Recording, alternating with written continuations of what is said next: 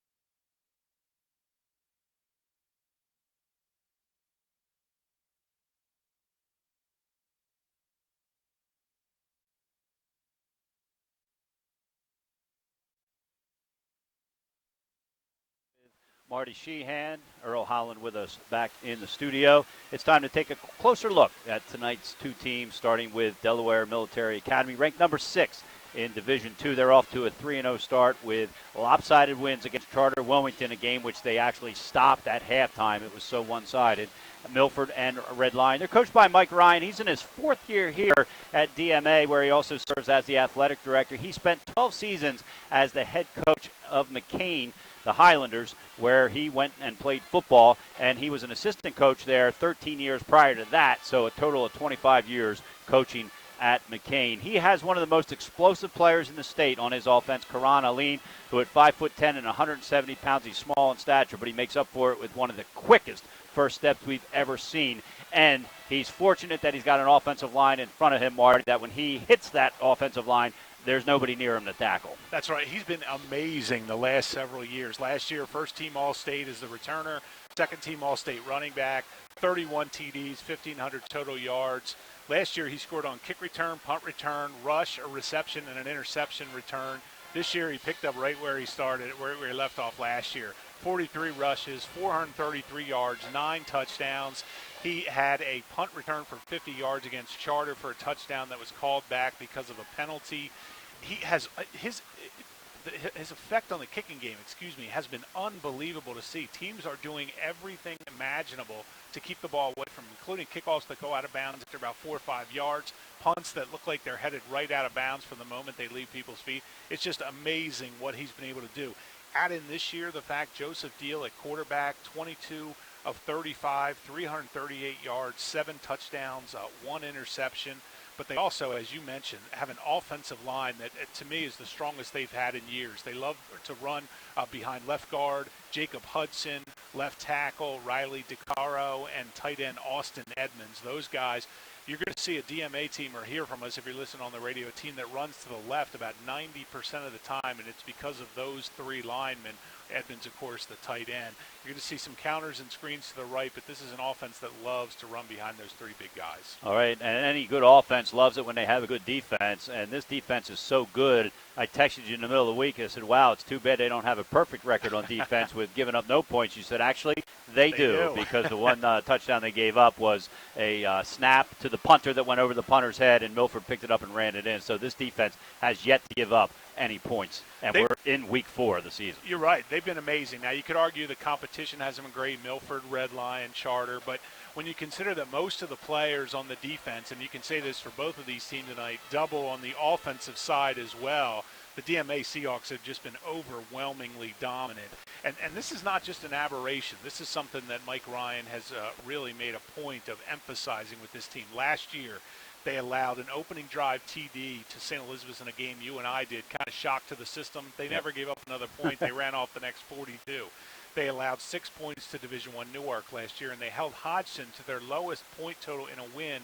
Hodgson beat them 14-8 in a game DMA had a chance to win at the end. So they're not doing it just against the Patsies they may be lined up against. They're able to do this against the big boys as well. And we're going to see them play the big boys next week when they play Hodgson right here, so that'll be a test for them. It'll be interesting to see if they're 4-0 or 3-1 after tonight's game. The Seahawks have had a lot of success the past 3 seasons, making the playoffs all 3 years, but they have yet to win a postseason game. And so while I'm sure Mike Ryan is happy with the way they've dominated their first 3 opponents this year, I can't help but think he's also reminding the team that the ultimate goal is to get to the playoffs, and then the second goal is to win a game and advance. And I believe that's the reason for the big diversification in the offense this year. We're still getting plenty of Aline, but we're also getting Dior Boyd, a kid I could have mentioned in the opening for the offense as well, a sophomore who's just been outstanding on the receiving end of most of the 7 touchdown passes from Joseph Deal. But as you said, 4 out of the last 7 years they've made the playoffs. They've lost in the first round each year. Last year, a lot of people may not remember, they led Delmar 13-0 at halftime of that game before Delmar, I don't know what was said in the locker room, but they came out and just completely shut down Aline. They turned Kennard loose. But it's something that Mike Ryan is desperate to get over the hump with. And this year, it looks like he may have the team to do it. And time will tell. He's gotten off to good starts the past several years, gotten to the playoffs, and then, like I said, has not been able to make it that next step. And sometimes with a new program, which this was relatively new when he took over, that's what it takes. It takes that one win to get them in. All right, let's take a look at St. Elizabeth. They've got a new coach, Marvin Dooley.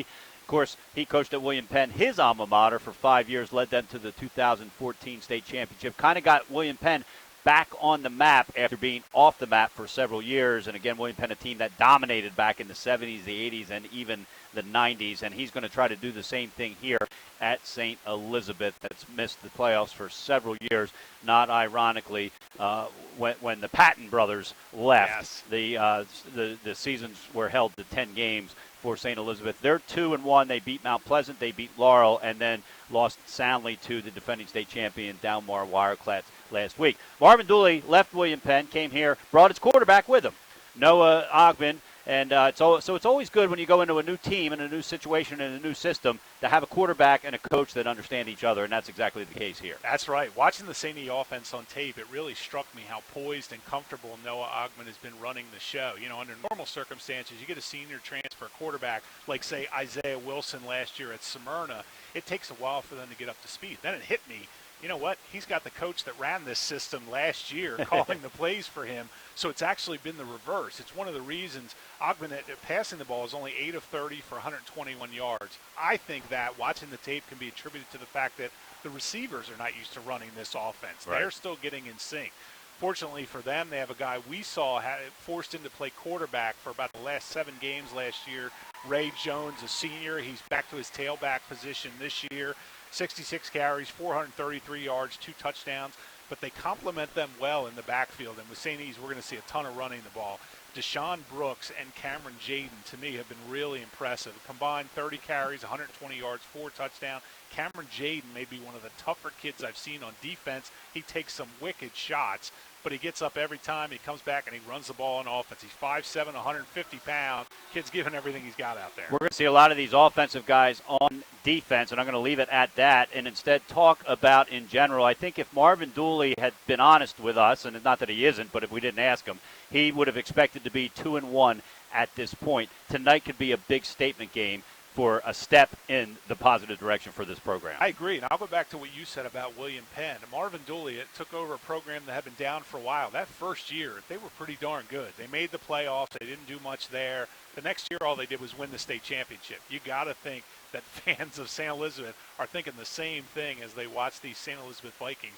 You can tell there's just a different attitude, the way the guy approaches the game. And Marvin's a winner. You know, he's a 3-sport All-Stater at William Penn, played in the Pittsburgh Pirates chain, won everywhere, whether it be wrestling, baseball, football, 45-13 in his 5 years at DMA, the 2014 state title. He's going to get the Vikings back on top. All righty, it's time to announce our DFRC Blue Gold All-Star player to watch. Congratulations to Karan Aline. He does it all for DMA. He's our DFRC player to watch. Mark your calendars for June 22nd, 2019 at Delaware Stadium. Be a part of this Delaware tradition that works to celebrate the abilities of people living with intellectual challenges and enrich the lives of Delawareans with intellectual disabilities. Help support the DFRC Blue Gold All-Star football game today at DFRC.org. All right, coming up next, Marty and I are going to tell you which game we would go to this weekend if we weren't here at Baynard Stadium. You're listening to the Fox Sports 1290 High School Football Game of the Week on iHeartRadio, presented by the U.S. Air Force and watching the live stream on 302 Sports.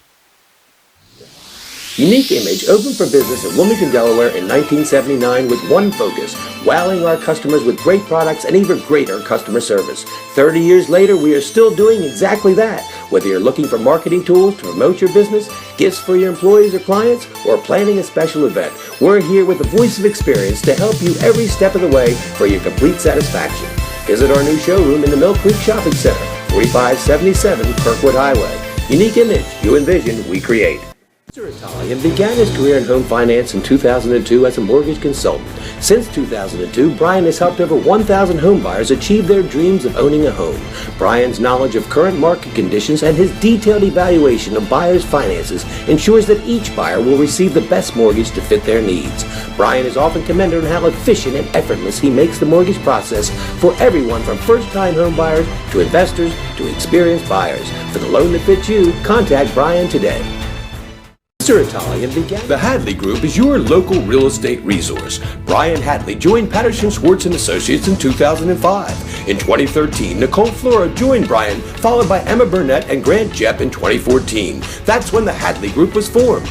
Patterson Schwartz Associates offer you exceptional knowledge of local market conditions and a commitment to represent you honestly and professionally. So for your next purchase or sale, think the Hadley Group. Visit our website at thehadleygroup.re.com. Life's too short to hate your home. Remodel your home with the pros voted Delaware's #1 home improvement company. Ferris Home Improvements has something for every homeowner at their new showroom on the corner of Kirkwood Highway and Harmony Road in Newark, Delaware. Explore products and layouts with the area's top designers. Touch and feel products that inspire your dream space.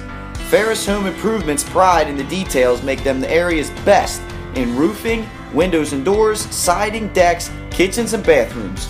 Want a professional, no-pressure remodel? Go see the best at the Big Shamrock on Kirkwood Highway. Ferris Home Improvements. Quality workmanship from a neighbor you can trust. As a military wife, I love helping our airmen and their families with financial tools to help provide financial stability. I promise you.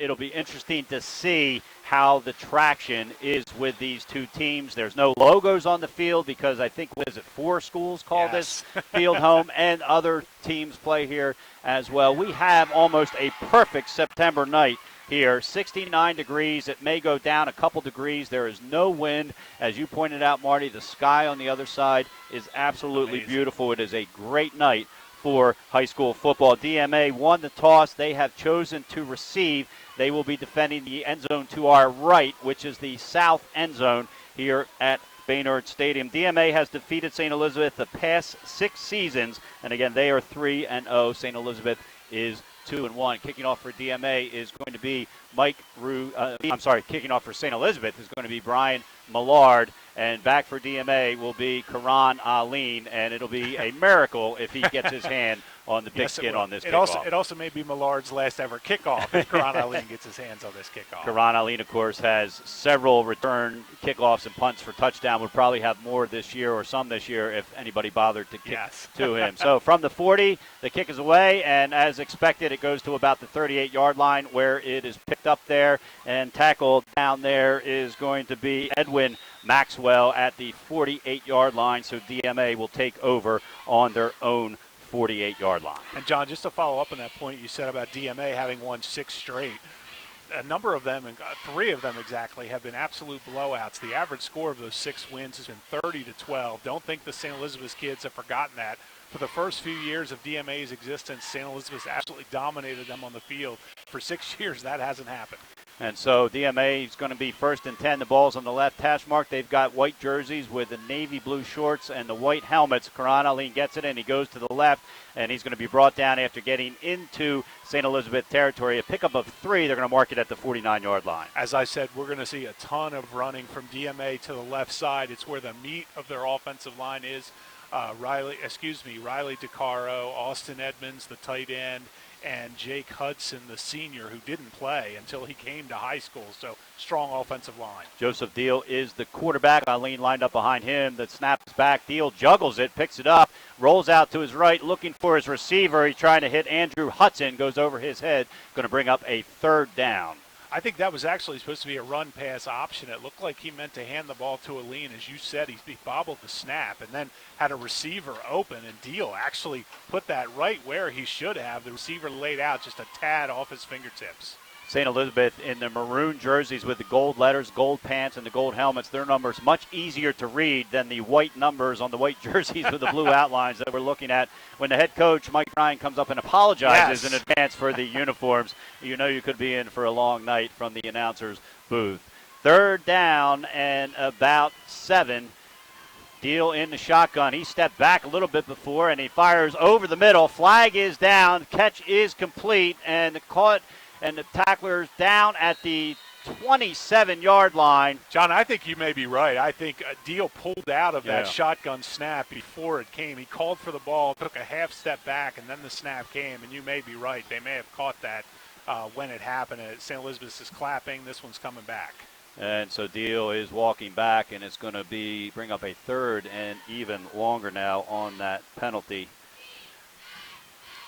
And we should point out, Deal, he has done a fantastic job. We talked about it in the pregame show, but a passing attack is really something the Seahawk team has never had. When they've gotten trouble in the playoffs in the past, especially against a St. George's, a Delmar who could pound on the clock, they weren't able to come back. They were constantly handing it off. This year, with sophomore Dior Boyd coming out of his shell and just having an amazing season so far along with Deal, you really feel there's a whole nother aspect to this offense that could prepare them, maybe give them a chance against a team like Hodgson next week. I don't want to get ahead of myself, but we'll see how it goes tonight first. Dior Boyd, the sophomore, 8 receptions, 173 yards, and 4 touchdowns. So, like you said, we don't see receiving stats like that at this point in the season, typically for a DMA team. So it's going to bring up a 3rd down. We're just getting started here. DMA received the kickoff, has the ball, had a 1st down, brought back on the penalty when the quarterback moved out of his spot. And this is going to be a pitch to Aline around the right side. He's going to cut it up the middle and across the other side of the field to the 40. Has the 1st down. A nice tackle made there by Brooks, but not until Aline, the superstar of this team, picked up the 1st down all the way to the St. East 39-yard line. And, John, let me tell you something. I'm not 100% sure because I'm not in their huddle. I believe that's a design play. I've seen that on tape before. Aline takes the sweep and goes to the right. The blockers on the left side of the line still block as if it's coming to their side. He comes back, cuts it up, 1st down.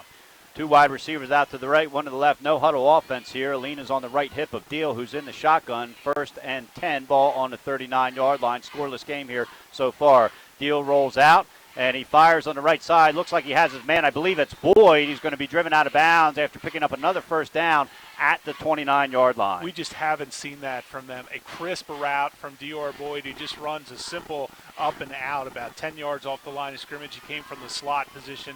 Deal hits him in stride. Just perfect execution of the passing game. And also, for a team that doesn't pass a lot, the offensive line had to make some big adjustments. They've adjusted fantastically. And it really just opens up so much more for this offense because you've actually got to defend the pass. 2 wide receivers out to the left now, moving right to left, and on the right hash mark, DMA is on the St. Elizabeth 29-yard line.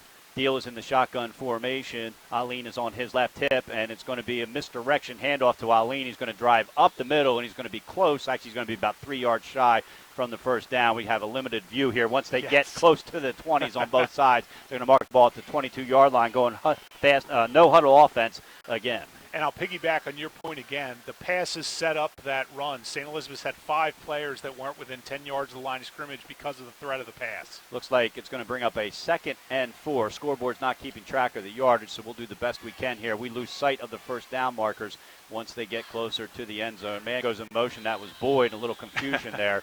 Actually, it wasn't Boyd. It was Edwin Maxwell, who has 1 catch on the season. And there was some confusion there. It's going to be a penalty against DMA, and it looks like it's going to be the false start that we expected. So 2 penalties for DMA already. Mike Ryan's not going to be happy about that. No, he's not. In those first 3 games, and I've made the practice now trying to watch every play of some of these games, which is tough when they're up 50-0, by the way. I don't mind telling you. And you can't see the jersey That's numbers. right. But they've done a really good job, to your point, of reducing penalties. They did have a problem, especially in the playoffs last year against Delmar with penalties. And so it's going to still be 2nd down and 10, back to the original line of scrimmage here when they picked up that 3rd first down of the series. Deal takes the snap, and he fires out to the left side, and that's Maxwell. Maxwell gets dragged down by 3 players led by Ray Jones. And so a nice defensive play there by St. Elizabeth, going to bring up a 3rd and 10. Jager Wesley and Ray Jones, a great job of sniffing that out almost immediately. That looks like something they've seen on tape a number of times. They've been alerted to by the defensive coordinator. They were all over a lean on that one. So with 8:33 to play, a big 3rd down here for both teams. DMA, of course, looking to get the first down, keep this drive alive. It would be a big statement for this St. Elizabeth offense if they could get off the field here without giving up any points. Ball's on the left hash mark, moving right to left as we see it. Deal is in the shotgun formation. Aline moves over to the right. A big rush on the outside, not picked up, and the ball is in and out of the hands of Edwin Maxwell that time. He wasn't sure if the ball had gone forward, so he made sure it wasn't a fumble, picked it up, but they had called it incomplete. Going to bring up a 4th down. Will be interesting to see if Mike Ryan goes for it here. Well, I'd be surprised if he doesn't go for it here inside the 30-yard line at the 29 of St. Elizabeth. And on that play, unfortunately for DMA, even if Maxwell had caught that clean, it wasn't going to go anywhere. St. Elizabeth had to close down on the short side of the field. So a nice job by the St. Elizabeth defense. They are going to go for it. It's going to bring up a 4th down. The ball is on the 29-yard line, so they're going to need to get to the 19 of St. Elizabeth. And John Deal has punted out of this formation before, so I wouldn't say that's out of the question. Man goes in motion. That looks like Maxwell left to right, sets himself up, and this ball goes over to the side of Deal, and he just falls on it, upset that he couldn't come up with it. I'm not sure if that was hiked before he thought. Didn't look like a horrible snap, but either way, turnover on downs. And that almost makes me wonder if there was something going on with either a punt or kind of some kind of trick play they were trying to run, because you're right, the snap was right there, but Deal just looked like he wasn't paying attention at the time, as if he were reading the defense or something else. But a huge loss. A great job by St. Elizabeth. They gave up some time on the clock, but anytime you can get out of here without any points, without Aline doing any serious damage, you've won the battle. So they're going to take over on their own 42-yard line. The ball is right in the middle between the 2 hash marks there. They're moving left to right again. The maroon jerseys, gold pants, and gold helmet. And man goes in motion to give it up middle. That's to Jones. He breaks a couple of tackles. He's around the outside to the 45, 40. One man to beat to the 30 and gets pushed out of bounds there. But a great run by Ray Jones. It looks like they're going to mark it down at the 16. No, the ref's moving to the 18-yard line. Great blocking up front on the left side by the St. Elizabeth's offensive line. And I want to give credit to Noah Ogman on that as well. That snap was a little high, and it came back with a lot of pepper on it. He got it down. The wing T portion of the offense, St. Elizabeth's run, is so much based on timing. Ogman did a great job getting that down, getting it to Jones so he could read the defense immediately for a huge gain. 1st and 10 on the 18. They're now closer to the left hash mark. One wide receiver out on the near side here. Both slots are filled. Jones in the backfield. Brooks goes in motion. He gives this to Jones up the middle, and he's met by that big defensive line and driven back. Maybe picked up about a half a yard. A great job by the DMA defensive line. I'm laughing because I can't even make an attempt at who made that tackle. No. Literally, from our vantage point, it looks like they're wearing white shirts with nothing on. Right. So a great job by the DMA offensive line bottling that up. That's one of those. They love to run Brooks out to one of the edges on a potential jet sweep situation, so the defense has to be awake. 9 times out of 10 this season, they've ended up giving the ball to Jones up the middle. And so it is going to be 2nd down and 10. He did maybe gain about a half a yard, but we're going to call it 10. Jones is behind Ogman. Man goes in motion left to right, and the give is to Jaden, who was in motion. He comes around, tries to get up the seam, and breaks it up to about the 10-yard line. So shy of the first down, but going to bring up a 3rd and very manageable 2 yards to go. I said it in the pregame show. I've been so impressed with Cameron Jaden. Again, a senior, 5'7", 150 pounds, but he has been so versatile. He lines up in the slot. He lines up at receiver. He comes out of the jet sweep position in the backfield. Does a great job on defense. He's very quick, and he's able to stop and make cuts quickly. So it's very difficult for the defense to get a hand on him. And so it is going to bring up a 3rd and 2. Certainly 2-down territory here, unless Marvin Dooley were to try to allow his kicker Brian Millard to kick a field goal. 2 guys in the backfield. Jones is the back man trying to get the number on the other man. It looks like Vincent Knight, the captain, gives to Jones up the middle, and he follows Knight, the big man, and he's going to pick up a 1st down, makes it to about the 12-yard line. So I like the play calling, and more importantly, I like the execution of St. Elizabeth here. I love it, too, and I love the message Marvin Dooley just basically said there is we're going to line up man-to-man, our offensive line against your defensive line. Let's see what you got. And so far, St. Elizabeth is winning that battle up front early on. It was Michael Hamby, the sophomore offensive lineman, who was in sort of of as Refrigerator Perry for you Bears fans. He led the way and opened up that hole for Jones. I'd like to call. Ball on the right hash mark. St. Elizabeth moving left to right. 5:55 to play here in the first quarter. John Busby along with Marty Sheehan. No score, yet DMA turned it over on down. St. Elizabeth trying to get into the end zone. Man goes in motion, gives it to Jones up the left tackle, and he gets driven backwards and ripped down. A little extracurricular activity by DMA there. They need to watch that. The whistle had blown, and he forced Jones down to the ground. And so no pickup there. It's going to bring up a 2nd and goal. And that was Hanby again that time with a nice pull block, but DMA able to fight through it. The defensive lineman held up Hanby while the linebacker made his way through and made that tackle. And so it's going to bring up a 2nd and short. Actually, it's going to be 2nd and goal, I apologize, from the 7-yard line. Ogben is in the shotgun formation. Jones is behind. Both slots are filled. Shields is out to the right side. A little misdirection there, and it gives to Jaden up the middle, and Jaden is in. A 7-yard touchdown by Jaden. It gives St. Elizabeth a 6-0 lead. A beautiful little counter play there off of the wing tee. They have the back running up the middle. They have another back coming from the far side of the field to the near side. They have Jaden running the opposite way. They give him the inside handoff in front of the quarterback. He navigates his way through. A great job opening up the line in a hole in the middle of that defensive line. So a fabulous first drive for St. Elizabeth. A 6-play, 58-yard drive after getting the ball on a nice defensive stance and the turnover by Downs. And Brian Millard is on to try to make it 7-0. Noah Ogben on the hold. They've set it up right between the 2 hash marks. The hold is down, the kick is up, and it is good. So with 4:58 to play here at Baynard Stadium, the home team, St. Elizabeth Vikings, are out to a 7-0 lead over DMA here on Fox Sports 1290 and 302 Sports. We'll be right back. Hi, I'm Scott Kammerer from Solo Concepts. Solo Concepts is an award-winning restaurant group on the culinary coast with 10 locations. We're a chef-driven group. Come check us out. See you soon. Solo Concepts believes in the vision of our founder, Matt Haley, cook beautiful, simple food, develop the people we work with, and make the world a better place. Solo Concepts on the culinary coast with 10 locations from Lois, Delaware to Fenwick Island. Come check us out.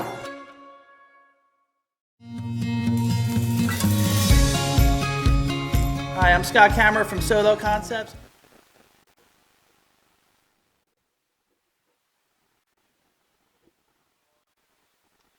A 6-play, 58-yard drive by St. Elizabeth, highlighted by a 7-yard touchdown run into the end zone by Cameron Jaden, and the extra point kick gives the Vikings a 7-0 lead. John Busby along with Marty Sheehan. The kick is away, and as we expected, Aline is not going to get his hands on it, although it comes close to him. Picked up by a teammate over there, gets across the 25-yard line, and that's where DMA will start. So you mentioned about being here last year and DMA giving up a touchdown nobody expected him to give, and then that was it for the night. It'll be interesting to see if that happens here. It will be. Last year, Ray Jones was the quarterback the first play of the game. He threw a bomb for about 50 or 60 yards. They ran it in a couple plays later, took the quick 7-0 lead, and then that woke DMA up. Again, they shut them totally down. They scored the next 42 points, so it will be interesting to see how Mike Ryan and the offense respond.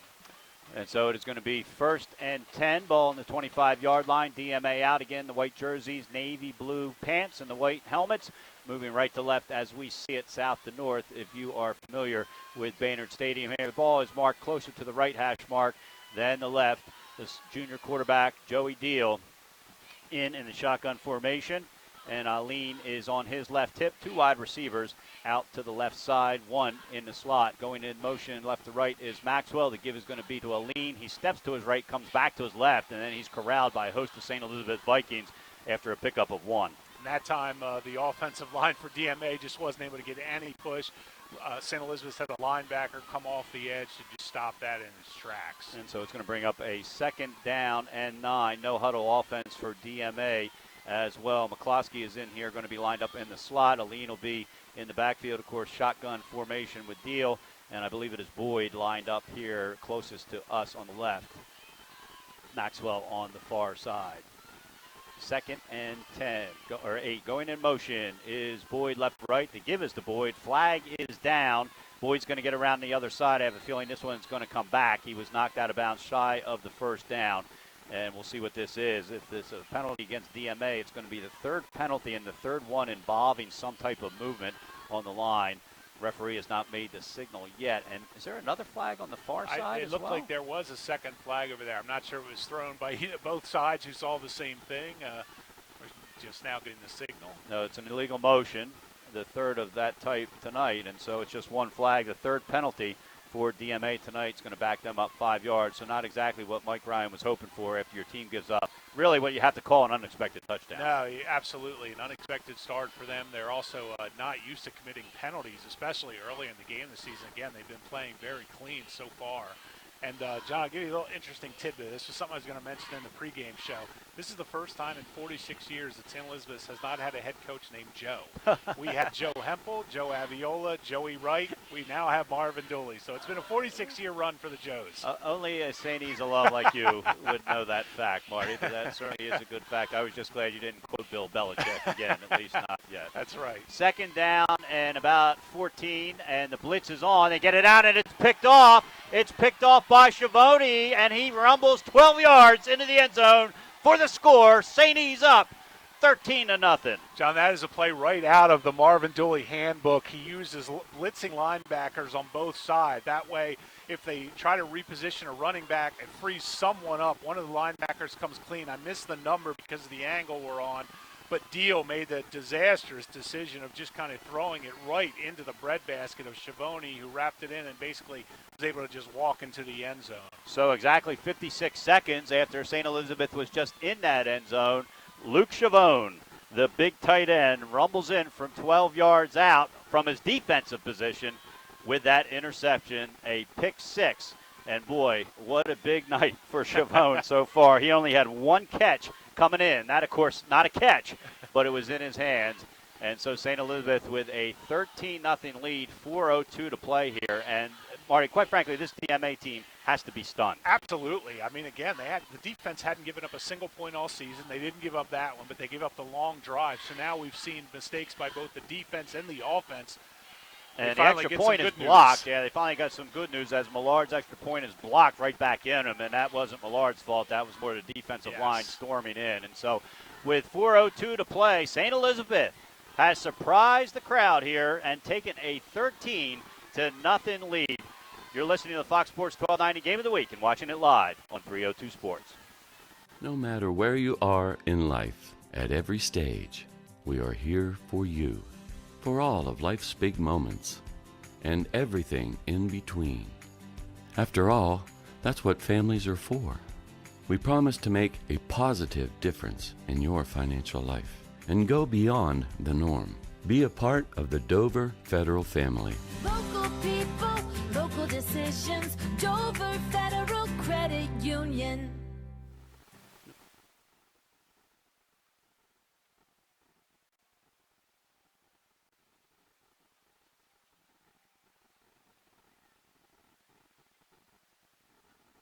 Welcome back to Baynard Stadium, where the St. Elizabeth Vikings, not ranked in the top 10, have taken a 3-0 lead over the number 6 DMA Seahawks.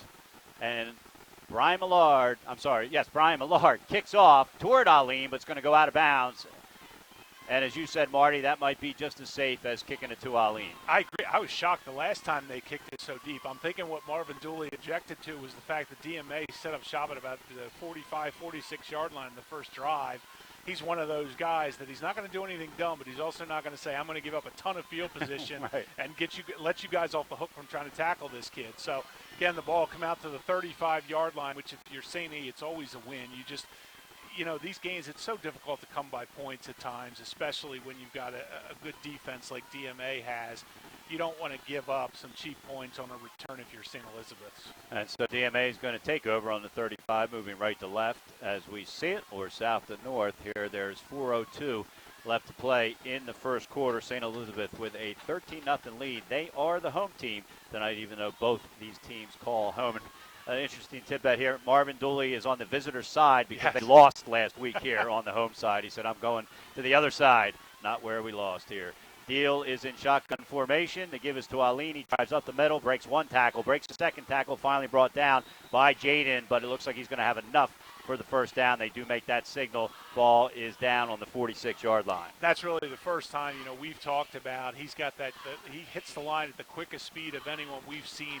If you don't get in front of him and immediately use your body, he's just got too much momentum and runs past you. That time, runs right through an arm tackle at the line of scrimmage. First down. Sussex Central has taken a 7-0 lead over Dover down in the Capitol. Here it's 13-0 St. Elizabeth. It's 1st and 10. They mark it on the 45-yard line. Deal is in shotgun formation. Aline lined up behind him. The give is to Aline. He stutter steps and is brought down after a pickup of about 3, driving over the left tackle there. Thomas Matalava that time, who's been one of the best tacklers, the leading tacklers of this team for St. Elizabeth, that time just shed the block of Austin Edmonds right off the line of scrimmage, threw him out of the way, and made that tackle. So Thomas Matalava, the senior for St. Elizabeth, a great job. Hudson lined up closest to us here on this 2nd and 8 play from the 47-yard line. Boyd, wide receiver on the other side. Aline lined up about 8 yards behind the line of scrimmage. Deal in the shotgun formation. One man in the slot. That's McCloskey. He's now going to go in motion left to right, maybe setting up a block for Aline. We'll see. It's a pitch to the right, and that's exactly what they were doing. But Aline steps back, as we've seen him do a couple times, and drives it up the middle. Picks up about 5 yards. Going to bring up a 3rd and short, called about 2. There are times, and I've seen it a number of times on tape, where when you're playing against Aline, sometimes the offensive line will just chip the defensive lineman and let them through. You have to read that as Aline is going to come flying past me at top speed in a second. Anytime these St. Elizabeth linemen are let through fairly easily, like they were in that case, it usually means that Aline is going to zip right past them as they try to come around to make the tackle. It looks like the same formation. McCloskey lined up in the left slot. Boyd on the far right. Hudson here closest to us, and Aline lined up a little bit closer to Deal this time. Going in motion left to right is McCloskey. The give is to Aline, and he's brought down by Jones behind the line of scrimmage. They're going to give him the forward motion to the 50-yard line, but it's still going to be about a 3-yard loss, and the punting team comes on for DMA. Ray Jones that time was about 5 yards off the line of scrimmage. He didn't do a lot of creeping up to alert DMA to the blitz. As soon as they snapped the ball, he made a beeline for Karan Aline. If Aline was part of a play fake there, they would have had someone wide open because Jones took Aline out no matter what. Sam Janicki, it's Andrew Hudson, is back to punt at his own 38-yard line, and Dashawn Brooks is at his 20. Looks like he's going to let this bounce and get away from it, which is the smart thing to do. They're going to end up downing it on about the 18-yard line, where St. Elizabeth will take over. A 13-0 lead, 1:17 to play here in the first quarter. This is shocking. I mean, the DMA offense has been so efficient in those first 3 games. Again, you could argue the competition wasn't great, but a lot of people would argue that St. Elizabeth wasn't going to present great competition coming into this game. You and I know just the way Marvin Dooley operates. There's very rarely a game like last week, and let's face it, Delmar's in a different stratosphere than anyone else in D2 right now. You can't take anyone lightly. I mean, he's going to have these kids ready to go, and they came out just firing out of a cannon to start this night. 2 wide receivers out to the right. Jaden is going to line up in the right slot. They're closer to the left hash mark, moving left to right as we see it. And the give is going to be Jones up the middle, and he's going to get across the 20 to the 21-yard line before he's brought down. It's going to bring up a 2nd down. Jones is a kid with a ton of speed. He's got a pretty big body. I believe he's about 6'1", 180 pounds, maybe a little bit heavier than that. He takes a lot of punishment, but he gives as much as he gets. He's not certainly in the size category, but the way he runs reminds me of Earl Campbell. He doesn't avoid much contact. He takes a lot of it, but he's able to run through a lot of it as well. From our angle, it looks like about a 2nd and 6. The ball marked just over the 20-yard line. 3 wide receivers out to the right. Jones lined up behind Ogben, who's in the shotgun formation. The give is to Jones, and he's going to maybe get back to the line of scrimmage. Looks like he's going to lose a yard. Back to the 20-yard line, going to bring up a 3rd down. And that play was predicated on the defensive end for DMA was let go free, contingent upon the blocking being good on the left side to allow Jones to run through. The blocking got held up a bit, so the defensive end who came free was able to get around and get Jones just as he got to the line of scrimmage. So it looks like about 3rd and 7 from the 20-yard line here for St. Elizabeth. This is a big play. I think it's a bigger play for the DMA defense than agree. it is for the St. Elizabeth offense to try to get their offense back on the field here. There's only 3 seconds left and running, and Marvin Dooley's going to let the clock run out. So we're at the end of the first quarter here at Baynard Stadium. St. Elizabeth, a 13-0 lead over DMA here on the Fox Sports 1290 Game of the Week, presented by the United States Air Force on iHeartRadio and on 302 Sports. We'll be back with the second quarter right after this. Life's too short to hate your home. Remodel your home with the pros voted Delaware's #1 home improvement company. Ferris Home Improvements has something for every homeowner at their new showroom on the corner of Kirkwood Highway and Harmony Road in Newark, Delaware. Explore products and layouts with the area's top designers. Touch and feel products that inspire your dream space. Ferris Home Improvement's pride in the details make them the area's best in roofing, windows and doors, siding, decks, kitchens, and bathrooms. Want a professional, no-pressure remodel? Go see the best at the Big Shamrock on Kirkwood Highway. Ferris Home Improvements. Quality workmanship from a neighbor you can trust. Want you to know there's a new recruiter in your area, Tech Sergeant Andrew Bugg, and his office is located on the riverfront in Wilmington. Stop by and find out about the exciting opportunities waiting for you in today's Air Force. A big thanks to our partner, NKN Films, for their outstanding design on our 2018 football schedule poster. Visit nknfilms.com for all your video needs. We have the posters. We're going to be getting them out to the schools.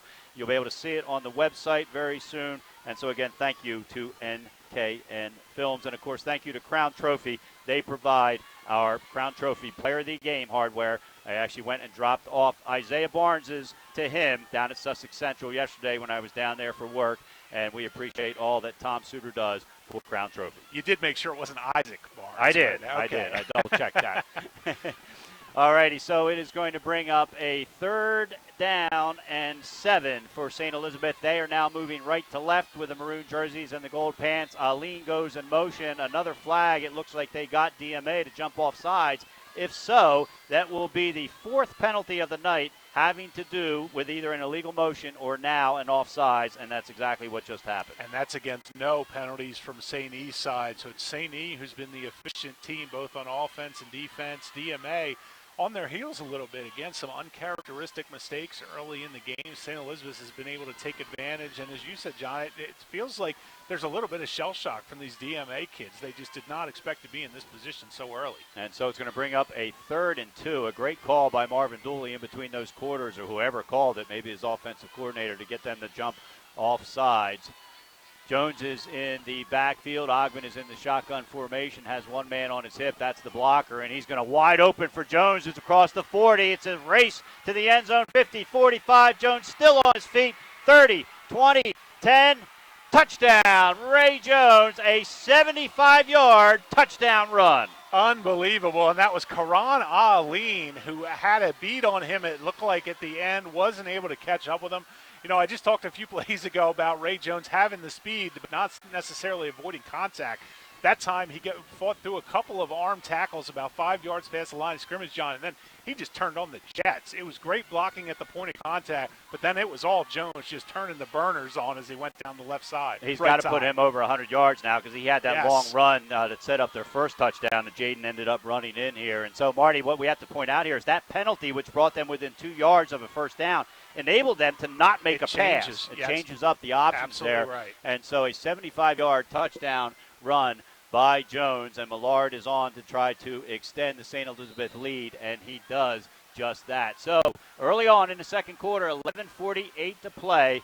It is now a 20-0 lead, St. Elizabeth over DMA. We'll be right back.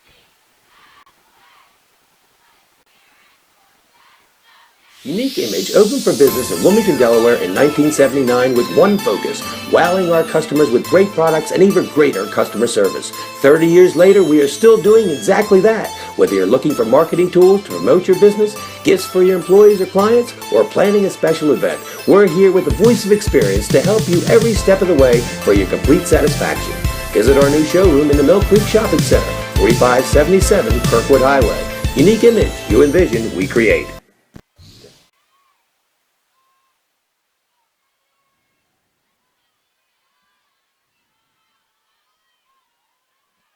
Welcome back to Baynard Stadium. A 3rd down and 2 turned into a 75-yard touchdown run for Ray Jones. The Millard extra point makes it St. Elizabeth 20, DMA, the number 6 team in Division II, 0 here at Baynard Stadium. Millard is getting ready to kick off. Aline is back with a host of other kickers. It's a little pooch kick there, and it's heading out of bounds, and it looks like they will let it roll out of bounds, and that will bring it back to the 35-yard line. Worked last time they did it. We'll see if it does this time. It did, and you got to think, we just talked about DMA being shell-shocked a few minutes ago. Well, 75-yard touchdown run later, down 20-0 early in the second quarter. What are we, 12 seconds into the second quarter? I mean, this is no one in the stands. The stands are quiet here. We're on the DMA side. Again, Marvin Dooley switching up the side. So DMA is on what would usually be the home team side. And, yeah, they've gotten much quieter. The only noise you hear is the DMA cheerleaders, and there are a number of them. But you can just see, looking at the body language of the kids on the DMA sideline, they are absolutely stunned. And it looks like they are going to make St. Elizabeth kick it over this time. So it'll be an official penalty on St. Elizabeth. The penalty is accepted. And so we'll come back, and they will kick it away from the 35. It's the rare procedure call there, which usually means that somebody just started running before they were supposed to. It was to. a flag. It had nothing to do with the ball going out of bounds. So the first penalty of the night for St. Elizabeth, played a clean first quarter here, and so it's backed up to the 35, I imagine. No, this time Millard kicks it away, and it's going to head toward the end zone, and it looks like it's going to stay in bounds. It is, and it's picked up there right at the goal line and brought back to the 25-yard line. Not sure if that was Aline or not. These numbers are tough to see. Try to see. I believe that was Aline. I could be wrong. It was. No, okay. it was. Yeah, Aline. that was dang. I don't know about that one. I mean, that's one of those. They talk about out kicking the coverage. Aline had to go way back. The ball died on about the 1 yard line. I mean, he had to pick it up. The referee emphatically let him know, hey, you got to pick that ball up. Yeah. But a dangerous situation. If Aline was somehow able to cut that back to the right, there was no one over here. So a little bit of a break there for St. Elizabeth. Yeah, getting that penalty helped them. Otherwise, they'd be on the 35 right. instead of the 23-yard line, so it actually gained them a 12-yard advantage. So DMA comes on the field, trailing 20-0, 11:41 to play. John Busby along with Marty Sheehan. And DMA is now moving left to right. They've got the all-white jerseys with the hard-to-see white numbers outlined in a very dim yellow, it looks like, which doesn't help us either. Wide receiver out to the right here. Looks like Boyd, and it's going to be a pump fake, and Deal is scrambling, gets out of the way, finds his man on the 40-yard line to the 50, over midfield, tackle made at the 40-yard line. That looks like it was Austin Edmonds, the tight end, making just his 3rd catch of the season. It was a big one, a first down for DMA. It was. Austin Edmonds done a fantastic job blocking this season. That actually was that pump from the DMA quarterback, Joseph Deal, made the safety run toward the middle of the field. Edmonds came off of his block and was just wide open in the flat. So great job at Deal to keep that alive. Shotgun formation now in the St. Elizabeth side of the field. Aline is on the right hip. Deal drops back. Looks like Mike Ryan's going to the air. He has his man Hudson at the 38-yard line. Hudson comes back up the middle and runs all the way across the field. And a nice tackle there by Jager Wesley, the captain. Otherwise, Hudson might have scampered into the end zone. You're right. In one of the rare cases where I think Hudson had the first down, then ran himself backwards out of it, trying to gain more yardage on the play. But you're right. That time, and we never see this formation from DMA. I did see it on tape a few times, but coming into this year, just something they've not done, which is spread 4 wide receivers out wide. This time they're going to go with a back behind Joseph, or next to Joseph Deal, and 2 receivers split out wide. So, yeah, Mike Ryan, he's been not afraid to go to the air with a kid like Deal running the show and a receiver like Dior Boyd. 2nd and 2, ball on the 37-yard line of St. Elizabeth. This time it's a fake to Aline, a play-action pass. Deal rolls out to his right, looking down the right sideline, has his man. That's Hudson again at the 20-yard line. He sidesteps one tackler before he's driven out of bounds by Sam Janicki, but a nice pass and hookup from Deal to Hudson is going to bring up a first down at the 12-yard line. And that was almost completely the Karan Aline factor. That play-action fake to Aline froze about 9 of the 11 defenders for St. Elizabeth. And one play-by-play announcer. Yeah, and allowed the receiver to get down, run its route, the defensive back, because there was no safety help, had to play off a little bit. So a perfect situation there to throw the ball for DMA. Deal puts it on the money. 1st and 10 at the 12. McCloskey's in the right slot. Deal's in the shotgun formation. 2 wide receivers out to the right. Looks like Hudson, and I believe that is Boyd. They're on the right side. This time to give is to a lane to the left, as you called it, Marty. They typically do. It looks like a pickup of about 1, going to bring up a 2nd and 9. At St. Elizabeth, it almost looks like Marvin Dooley has decided we're going to sell out on stopping a lean and force them to go to the air. And if they beat us through the air, we tip their hat to them. But right now, they are really clogging up the middle. They're bringing more than DMA can block.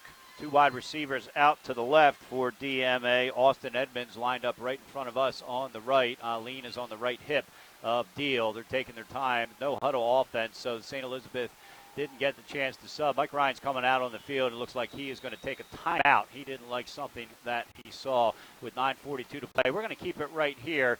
St. Elizabeth with a 20-0 lead. The International Brotherhood of Electrical Workers Local Union 313 and the National Electrical Contractors Association, NECA, energizing Delaware. With their highly skilled electricians partnered with the signature contractors, Local 313 electricians will safely get your job done right, on time, and within budget. Visit IBEW313.org. Introducing Domino Hotspots. Get pizza delivered to outdoor locations like parks, beaches, and more, maybe even press box. Not at home? Not a problem. Visit Domino's.com for details on Domino's Hotspots. Special Olympics Delaware is always looking for qualified coaches or former players wanting to coach. The next seasons are bowling and basketball. It takes just 2 hours a week for 8 weeks to make a difference. For more information, visit SODE.org. 2nd and 9. Ball is marked on the 11-yard line coming out of the timeout. The first by either team here with 9:42 left to play in the second quarter. And the ball is on the 11-yard line. Deals in the shotgun formation. Looks like McCloskey going in motion left to right. The give is to Aline to the left, and he squirts through a handful of tacklers before finally being dragged down. A late flag comes in. I believe that was Janicki on the tackle, and they're going to mark the ball at the 5-yard line. We'll see if that stands. I think we're going to get a face mask on St. Elizabeth's at the end of this. Let's see. Karan Aline, he's such a small kid. He runs so low to the ground, and he's so quick. He's able to run through so many of those early arm tackles, so a really nice job. And it is a face mask, and so that's going to move the ball, I assume, from the 5 to the 2.5-yard line, and that's exactly what happened. So it's going to bring up a third, or did they have enough? They haven't signaled whether it's a first down or not yet. The referee's coming over to take a look. Yeah. Now they had it on the 5, so it should go to the 2.5, and the first down is at the 2. So you would think that it is not a first down. And that's exactly what the case is going to be here. And so it's going to bring down a 2nd and about a half a yard from the 2.5-yard line. We're going to call it the 3 since we don't play in halves here in football.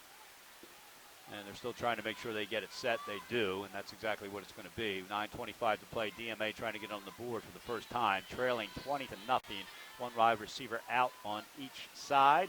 Deal in shotgun formation. Looks like McCloskey lined up in the right slot. Aline behind. I'm going to go with an Aline run here, John. McCloskey runs left, and that's exactly where Aline is going to go. And he gets taken down about a yard shy of the first down. So he's going to have the first down, and it's going to bring up a 1st and goal. They're probably going to mark it, looks like, at about the 2-yard line. That was sophomore Luke Moyer, linebacker for St. Elizabeth. I'm so impressed with the fact that they're able to hem Karan Aline in. He's getting a few yards every now and then up the middle, but he's just not able to break through. I mean, here on the 2.5-yard line, those are almost automatic touchdowns for Karan Aline. St. Elizabeth's doing a great job just clogging things up there and allowing the second level, the linebackers, to come in and make the hit. And so it's going to be, well, they didn't call it first down. They're really yet. struggling with whether it's first down or not. They're actually going to bring out the sticks and measure it. So while they do that, it'll be interesting to see here. DMA, the ball is going to be lined up on the left hash mark. They're moving left to right as we see it. So they have the entire right side of the field. But as you pointed out in the pregame show, Aline usually goes to the left. Yes. That's where, I don't know if the linemen are better, but that's where he is able to most effectively run. Of the lineup is on that left side. Yeah, the only times they usually go to the right are when they run counters, which might be a good call in this situation, as saying he is going to be overloaded to keep Aline from getting into the end zone. And Boyd is going to line up at wide receiver out on the left side. It looks like Hudson is going to be lined up closest to us. I believe that's Boyd. Aline is in the backfield. He's the only one behind Deal. And Hudson is here on the right, about as far away as he can get. To give us to Aline up the middle. And Aline, no signal yet. St. Elizabeth signaled no touchdown. DMA signaling touchdown. Both referees or both line judges are saying it is second down and about a half a yard. And it was hard to see in that mass of humanity, but somebody got an arm in there and tripped up Karan Aline just before he could make the dive into the end zone. Same exact formation. I would imagine Aline's going to get the ball again at least 2 more times before he might try something else. 2nd and 1. Aline gets it, and this time he is in before he's even touched. So a 1-yard touchdown by Karan Aline for the senior. That's his 10th rushing touchdown, of course, a team high, his 11th overall. And I think part of that run there was a statement by the offensive line. As we said, they love to run behind those 3 guys on the left side, DeCaro, Jacob Hudson, and Austin Edmonds. And that was we can still get the job done. It's 20-0. We're still in this ball game. We've still got a strong ball club. They get the Aline touchdown after a really nice drive. So this is a huge confidence boost for DMA. Hudson is on for the hold. Ruggieri is going to attempt the extra point here. It's 20-6, 8:09 to play. DMA finally on the scoreboard after going the first 16 minutes without a point. The snap is back. The hold is down. The kick is up, and it is good. So with 8:09 to play, DMA gets on the scoreboard, but still trails St. Elizabeth 20-7.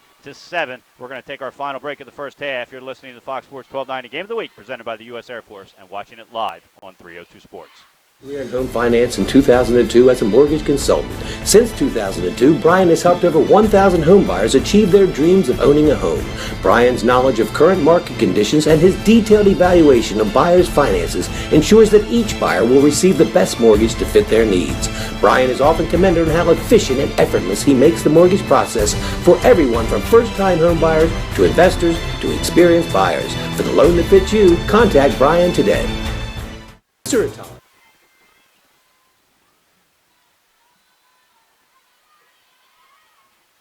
Okay, we're out of breaks, right, Earl?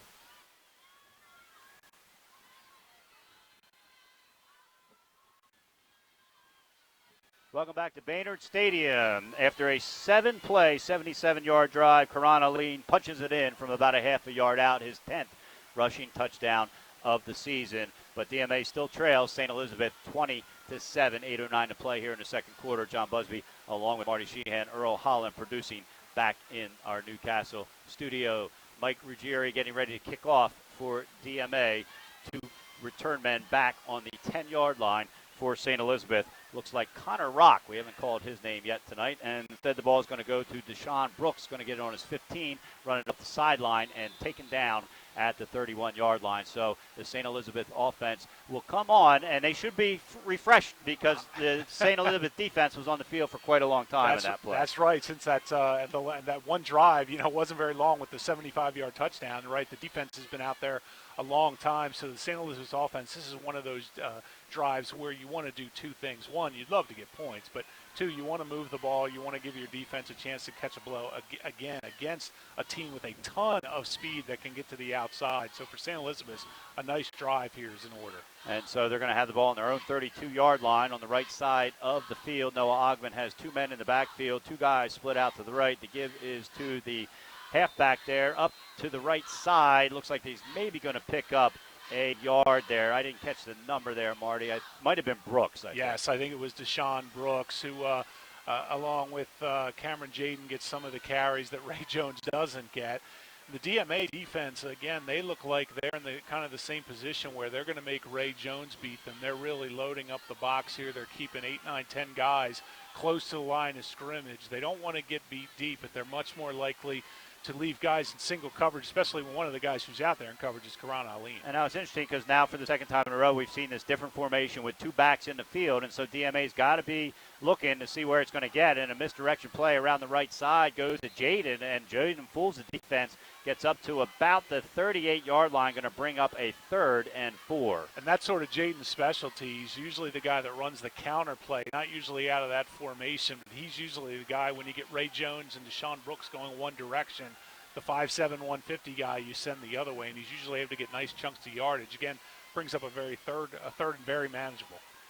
And so on the right hash mark, moving right to left, as we see it, the maroon jerseys, gold pants and gold helmets. St. Elizabeth is the home team, even though both these teams call Baynard Stadium home.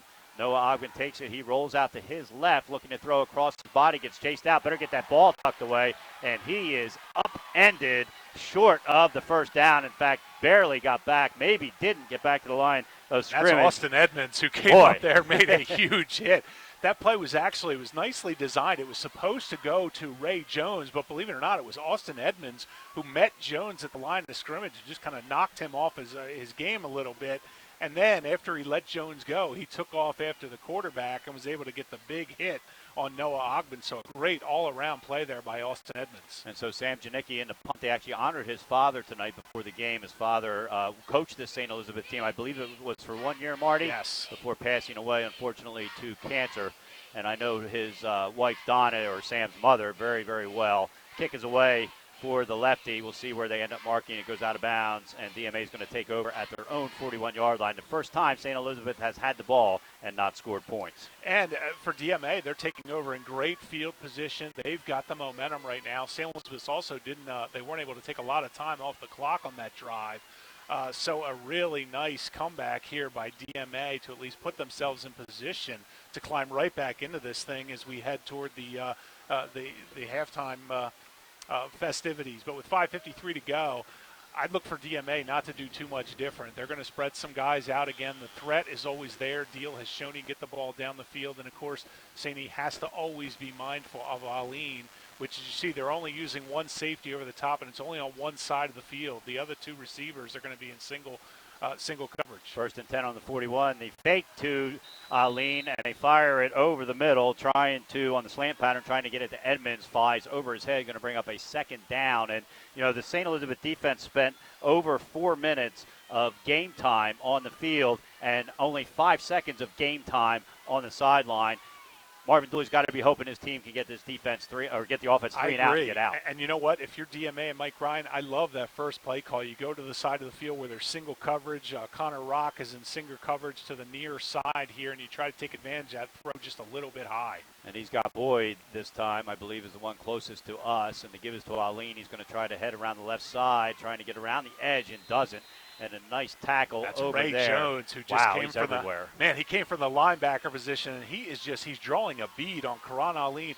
If I didn't know any better, and this may certainly be the case, it almost looks like Marvin has almost made him a spy to Karan Aline. You usually hear that situation as it pertains to a quarterback, but every time they snap the ball, it appears that Ray Jones is mirroring Karan Aline on the other side of the field, and it seems to be working. Now, comes in with 43 carries. That's Karan Aline. And remember, he only played a half against Charter Wilmington. Probably only played a half against Milford as well in that situation.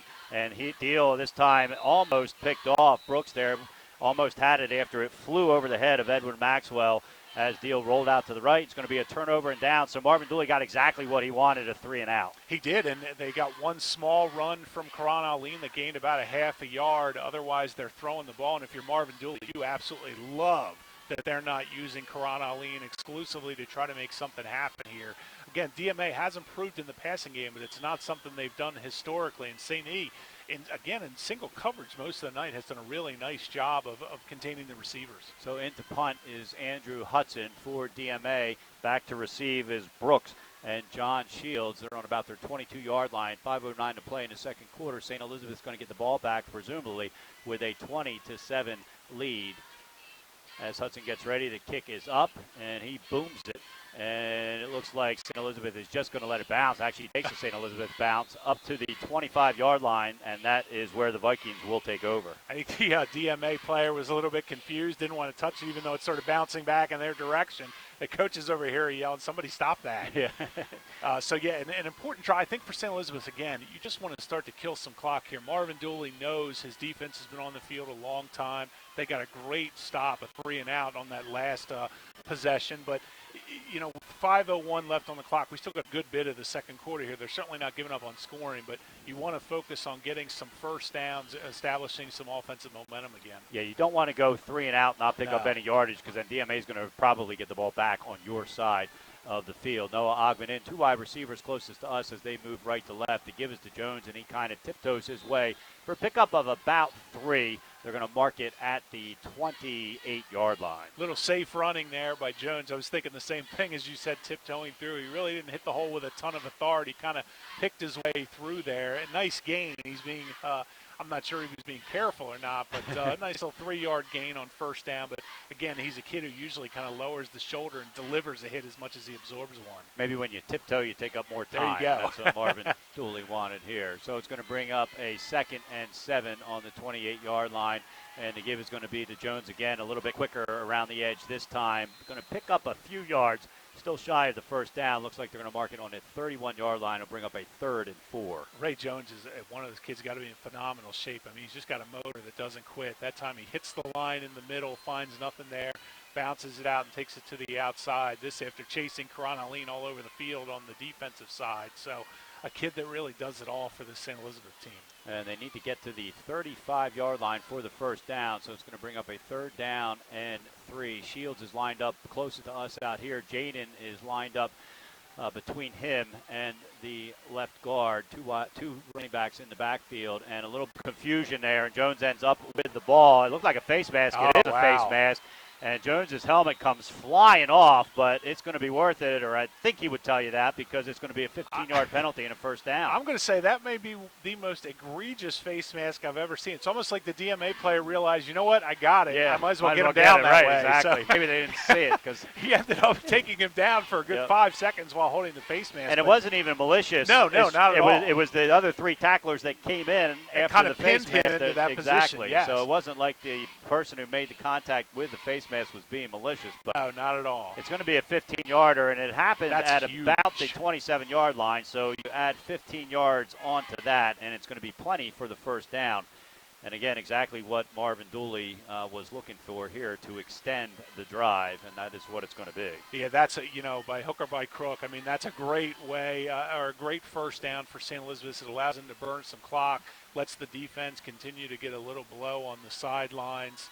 Again, Ray Jones, he takes a lot of punishment out there. And that one, going back to, it's been so long since the snap. The snap was high, which threw off the timing of that play. That was supposed to be a simple handoff up the middle or looked like maybe off the right side, off tackle for Ray Jones. But Noah Ogman did a good job corralling the snap, but it threw the timing of the play off. Jones tried to do what he could, and unfortunately for DMA, was helped out by the face mask. And the shame of it is they didn't need the face mask. He No. was going down. Oh, he was done. Well he was surrounded by scrimmage. 4 players, yes. 3:24 to play. St. Elizabeth with a first down on their own 39-yard line and a 20-7 lead over the 6th-ranked DMA Seahawks. Came in here not only with a perfect record, but not giving up a touchdown on defense. The give is to Jones. He tries to go over the left tackle, and he's going to barely get back to the line of scrimmage. Clock will continue to run. It'll be under 3 minutes when they end up snapping the ball. Again, going to bring up a 2nd and 10. The St. Elizabeth staff, for some reason, was not happy with how that play went off. I don't know if something else was called in the huddle, but the offensive staff started going crazy on the sideline. That was just, it looked to me like it was just a simple run up the middle to kind of kill some clock. It didn't look like they were going to break anything big there. It's one of those runs where, you hope you can break some arm tackles, but there was so much meat in the middle of that defensive line for DMA. There were 8 guys around Jones by the time he hit the line of scrimmage. Now, by my count, Ogman has yet to attempt a pass. The couple that he's rolled out on, one, I think he got tackled. The other one, he did get tackled right in front of us in that last series. So will be interesting to see if they go in motion. Brooks with the give around the right side, sort of an end around there, and he gets brought down right at the line of scrimmage. So it's going to remain 10 yards to go for the first down, this time a 3rd and 10. And that was Karan Aline on that one. That's the first time we've really seen him involved in a big way defensively tonight. It's been sort of he and Edmonds have done the yeoman's share of the work on defense in the backfield, which is not good. You don't want St. Elizabeth getting through to that second level. The defensive line has kind of been, surprisingly to me, overpowered by this St. Elizabeth's offensive line on some drives tonight, which I did not expect. As I said in the pregame show, I think DMA has one of the stronger offense and defensive lines that they've had in several years. 3rd and 10 on their own 39. They're trying to just let as much time go by as possible and take a timeout. I was actually surprised that Mike Ryan didn't take a timeout. I am too. When you have a guy like Karan Aline that you put back on the punt, you never know what's going to happen. Maybe there's a bad snap. Maybe they accidentally kick it to him. I'm surprised, too, with the explosiveness of this offense and the timeouts remaining. I'm with you in that boat. Because he's got 2. He could have taken a timeout there, and presumably if they stop them on 3rd down, take a second timeout and force the punt. But instead it is Marvin Dooley who lets the clock go down as much as it can to 1:35. And with a 20-7 lead, he takes a timeout. Crown Trophy, People's Plaza in Newark, is your one-stop shop for trophies, plaques, medals, and so much more. Crown Trophy People's Plaza is a proud supporter of the Fox Sports 1290 Game of the Week and home of the Delaware State Championship Trophy and Mini Trophy. Visit Crown Trophy in People's Plaza, Newark, or online at crowntrophy.com. I want to give Tom Suter a special thanks. He got that Sussex Central trophy done for Isaiah Barnes so that I was able, or the plaque, I should say, was able to get it down to him on a trip, and it made it very convenient for me. So thanks to Tom for making that rush order happen and everything he does for us. Let's look into filming them starting next year. I think that'd be something cool to put on our website. Roll out here for Ogman, going to try to get his first attempted pass. Floats it, and it's intercepted, and it knocked out of bounds. There is going to be Edwin Maxwell. So DMA got what it wanted indirectly, and they're going to end up with the ball. A big mistake by Noah Ogman there. If you're Marvin Dooley, that was the absolute nightmare scenario. You want to keep the clock rolling. You'd love to have it if the receiver's open. In that case, he was. Ogman just threw the ball. It didn't look like he had a great grip on it. The ball didn't come out with a spiral when he threw the ball. It sailed over the head of the receiver, which is what to happen when you release it without a great hold on it. So a great job by Maxwell to secure that. He brings it back to the 30-yard line, and all of a sudden, DMA, who simply looked like they were going to be in a situation where they're just hanging on to the half, is now in prime scoring position. With 2 timeouts. Yes. That's why Mike Ryan's on the right. field and you and I are up here broadcasting. He must have known exactly what he was doing, saving these 2 timeouts. Deal is going to be in shotgun formation. 2 wide receivers out to the left, 1 to the right. Closest to us is Austin Edmonds. Aline goes in motion and ends up resetting between the right guard and the wide receiver. It looked like Aline was offside. No flags down. They're going to try to throw to him. Nice defense back there. An interception by Rock into the end zone, and he's going to stay there. So 2 straight interceptions, and the ball goes back to St. Elizabeth. And it looks like, I think that's Aline down in the end zone. Yeah, it was. And you're right. You're 100% right. Aline got a half-step start before that snap down the field. They took advantage of it. Deal didn't try to hit him. He actually made a nice throw, but Connor Rock did a great job. St. E., you know, it was one of those weird situations. DMA hardly ever goes empty backfield. They did in that set, so there was no worry of any run there. So St. Elizabeth was able to set Rock and some of the other guys back deep, and it ends up being an interception. And, by the way, really nice job. That's underrated play by Connor Rock to take a knee in the end zone rather than risk running it out, being the hero, and fumbling it back while trying to make a big return. So St. Elizabeth is going to have it with 2 timeouts. I would think that they're going to be happy to just go into the locker room with the 27 lead. 1:21 to play here. We'll see if Mike Ryan decides to call one of his 2 timeouts if they make a big stop here. Ogman is going to hand the ball off to Jones. Jones is just going to tiptoe around to the right and get knocked down. A flag on the play, and that's in that face mask area there. Anytime a flag's thrown while everybody's in the scrum there. And it is another face mask against DMA, so it's going to add on 15 yards and come up with another first down. I mean, DMA's got to be in the 50 to 60-yard category for penalty yards tonight. They have really shot themselves in the foot. And, again, there goes any hope of doing anything before the half with those timeouts. The second huge face mask call on DMA when they couldn't afford one. Well, you're right. It's 50 because it was 2 15-yarders, yes. So that's 30, and then it was 4 5-yarders. Right. So it's 50 yards worth of penalties that DMA, and that's uncharacteristic for them. And you have to wonder if those penalties in some way might be a result of playing really and trailing for the first time all season. Oh, I think so. I think there's no question about it. I think they were so rattled that there was a sense of, an urgency, and all of a sudden you start to get a little more amped up. You're jumping offside, false start. So 1st and 10 on the 35. Jaden to the left, split out. Off to the right Jaden is to the right, and Shields is closest to us. And Marvin Dooley didn't like something he saw, so he is going to take a timeout. We're going to keep it right here. St. Elizabeth has a 27 lead with 47 seconds to go here.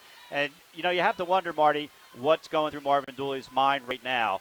If you had asked him before the game, hey, will you be happy with a 20-7 lead at halftime against the number 6 team in the state? He would have looked at you odd. Yes. And so you wonder if he's just going to be satisfied, especially with what just happened 3 plays before when Ogden rolled out and threw a bad interception that was almost returned. And fortunately for St. Elizabeth, Deal threw an interception right back to them. Yes. And so if I'm Marvin Dooley, and again, he's won one more state championship than I'll ever win as a coach, I'm probably just going to run the ball here and try to get into halftime without giving up any more points, not so much worried about how many I'm going to get. I agree, and I don't want to speak for you, but I think you were probably as shocked as I was that Ogden rolled out and threw that interception when we both expected the run game to take over. And that's a ball that he's got to know to throw away. Absolutely, 100%.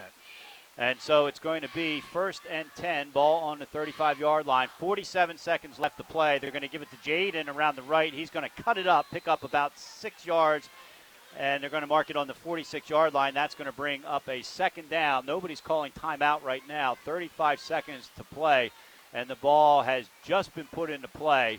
And so it'll be interesting to see if St. Elizabeth has to. If anything, I think now. They're just going to take a knee. Yeah, I don't think they're going to do anything to take a risk here. Although they're not in take a knee formation, but that doesn't mean that they can't. There's nobody lined up. Jones is actually to the left of Ogden, and they're going to give it to Jones, and I'm sure he had strict yards to hang on to that football. He does, gets taken down, and that is going to bring us to halftime here at Baynard Stadium. And so a great first half, especially if you're a St. Elizabeth fan. So far, you can call it an upset in the making. We're at halftime here. Make sure to stay tuned. Earl Holland's going to have a halftime sports report for you. Then Marty and I will be back to talk about the second time. At the half, it's St. Elizabeth 20, DMA 7. You've been listening to the first half of the Game of the Week on Fox Sports 1290, presented by the U.S. Air Force, and watching it live on 302 Sports. Life's too short to hate your home. Remodel your home with the pros voted Delaware's #1 home improvement company. Ferris Home Improvements has something for every homeowner at their new showroom on the corner of Kirkwood Highway and Harmony Road in Newark, Delaware. Explore products and layouts with the area's top designers. Touch and feel products that inspire your dream space. Ferris Home Improvements' pride in the details make them the area's best in roofing, windows and doors, siding, decks, kitchens, and bathrooms. Want a professional, no-pressure remodel? Go see the best at the Big Shamrock on Kirkwood Highway. Ferris Home Improvements. Quality workmanship from a neighbor you can trust. From helping you to lower your payments to discovering ways to help you save for your children's future. From the needs of college students and first-time auto buyers, I promise to identify and take ownership of your needs. Local people, local decisions, Dover Federal Credit Union. As a military wife, I love helping our airmen and their families with financial tools to help provide financial stability. I promise to make a positive difference in your financial life, from helping you to lower your payments to discovering ways to help you save for your children's future. From the needs of college students and first-time auto buyers, I promise to identify and take ownership of your needs. Local people, local decisions, Dover Federal Credit Union. Solo Concepts is an award-winning restaurant group on the culinary coast with 10 locations. We're a chef-driven group. Come check us out. See you soon. Solo Concepts believes in the vision of our founder, Matt Haley: cook beautiful, simple food, develop the people we work with, and make the world a better place. Solo Concepts on the culinary coast with 10 locations, from Lois, Delaware to Fenwick Island. Come check us out.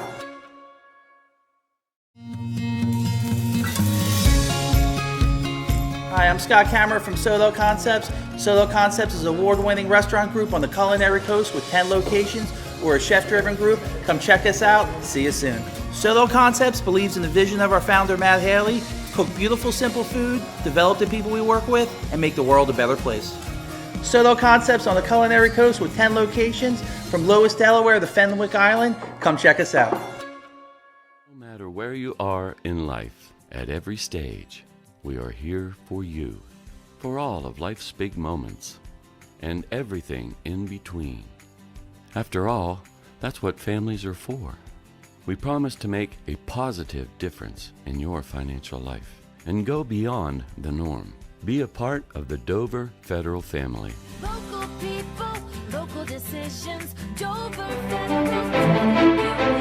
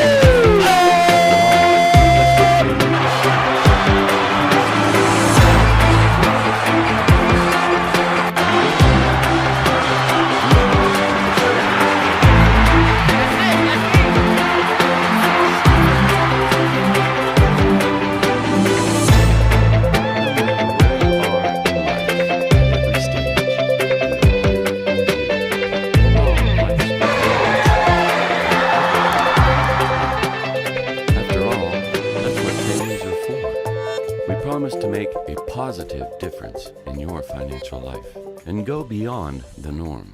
Be a part of the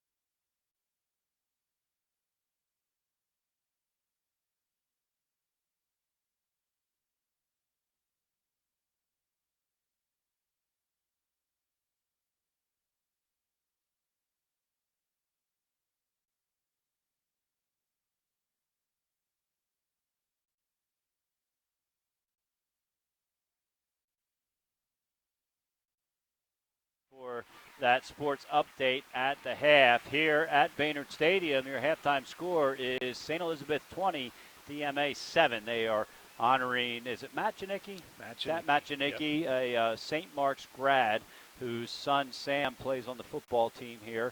And we were talking before the before the game here up in the press box that Matt Janicki had said that he lived his lifelong dream becoming a coach here, an assistant coach here. I guess was it under Joey Wright at the time, or was it under Hemphill? Under Joey Wright.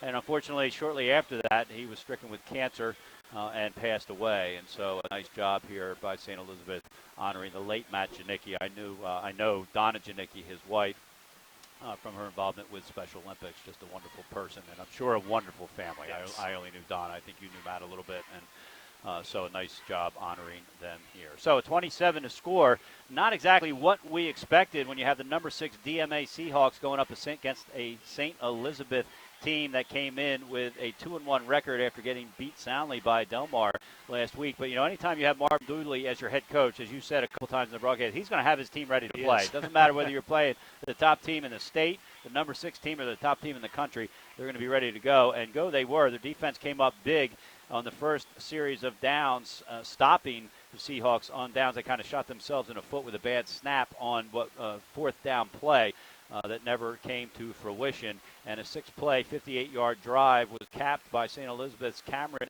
Jaden, a 7-yard touchdown run. Brian Millard made it 7-0 with 4:58 to play in the first quarter. Then on the next series, DMA threw an interception, and that was Deal that threw that right into the hands of big Luke Chavone, who rumbled 12 yards for the touchdown, his first score, I'm going to say, in his career, maybe, very likely. He only has one catch on the year. This was his second catch on the defensive side of the ball. The extra kick was blocked, but it was 13-0 just 56 seconds later with 4:02 to play. St. Elizabeth with the lead. 3 and out on the very next series for DMA. Actually, I shouldn't say that. They picked up a first down on the first play, then went 3 and out. And then St. Elizabeth put together a short drive that was capped by a 75-yard touchdown run by Ray Jones. Brian Millard executed the extra point this time to put his team up 20-0 with 11:48 to play.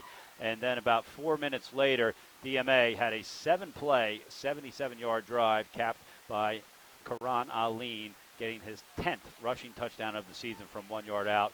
The extra point made it 20-7, and the teams exchanged interceptions at the end of the half, and that's where we got to the 27. Your thoughts on the first half, Marty? I'll admit, I'm shocked. I did not expect this. I think one of the keys to the game has been, and I picked this up more. I watched it in the second quarter.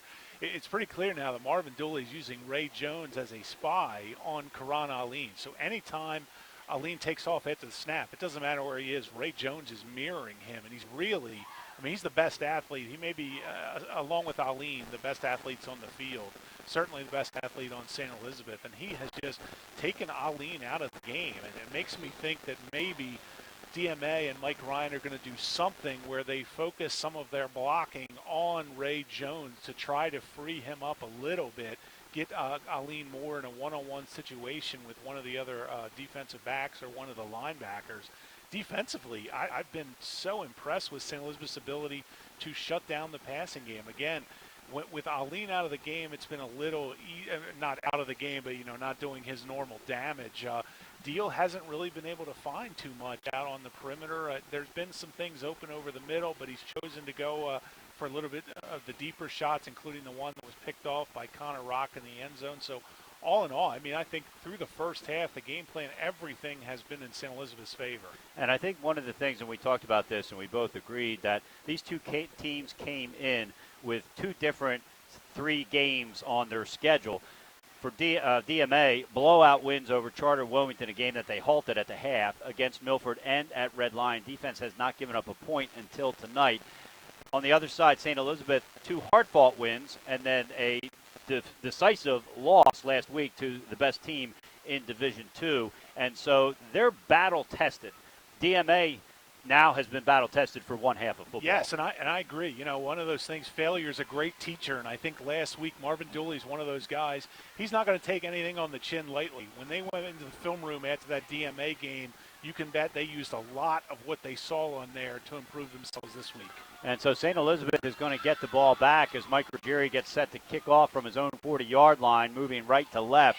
Back is Brooks and Chris Rock, who had that interception, which kept DMA out of the end zone at the end of the first half. Brooks is going to field the kick at the 13-yard line. He's going to come up the right slot there across to the 40, avoids one tackle, and a nice solo tackle there by DMA. Looked like number 14, Luigi Aranzio, but St. Elizabeth's going to start in good position at their own 42-yard line. Great field position. They set up a great wall on the near side of the field, and Ray Jones was actually kicking himself at the end of that. He stopped. I think he thought Brooks was not going to get as far as he did, and he just kind of let up on his man, who actually ended up making the tackle. And so here to start out the second half, Noah Ogben, the senior transfer from William Penn, came over with Marvin Dooley. Going out to the left is Shields.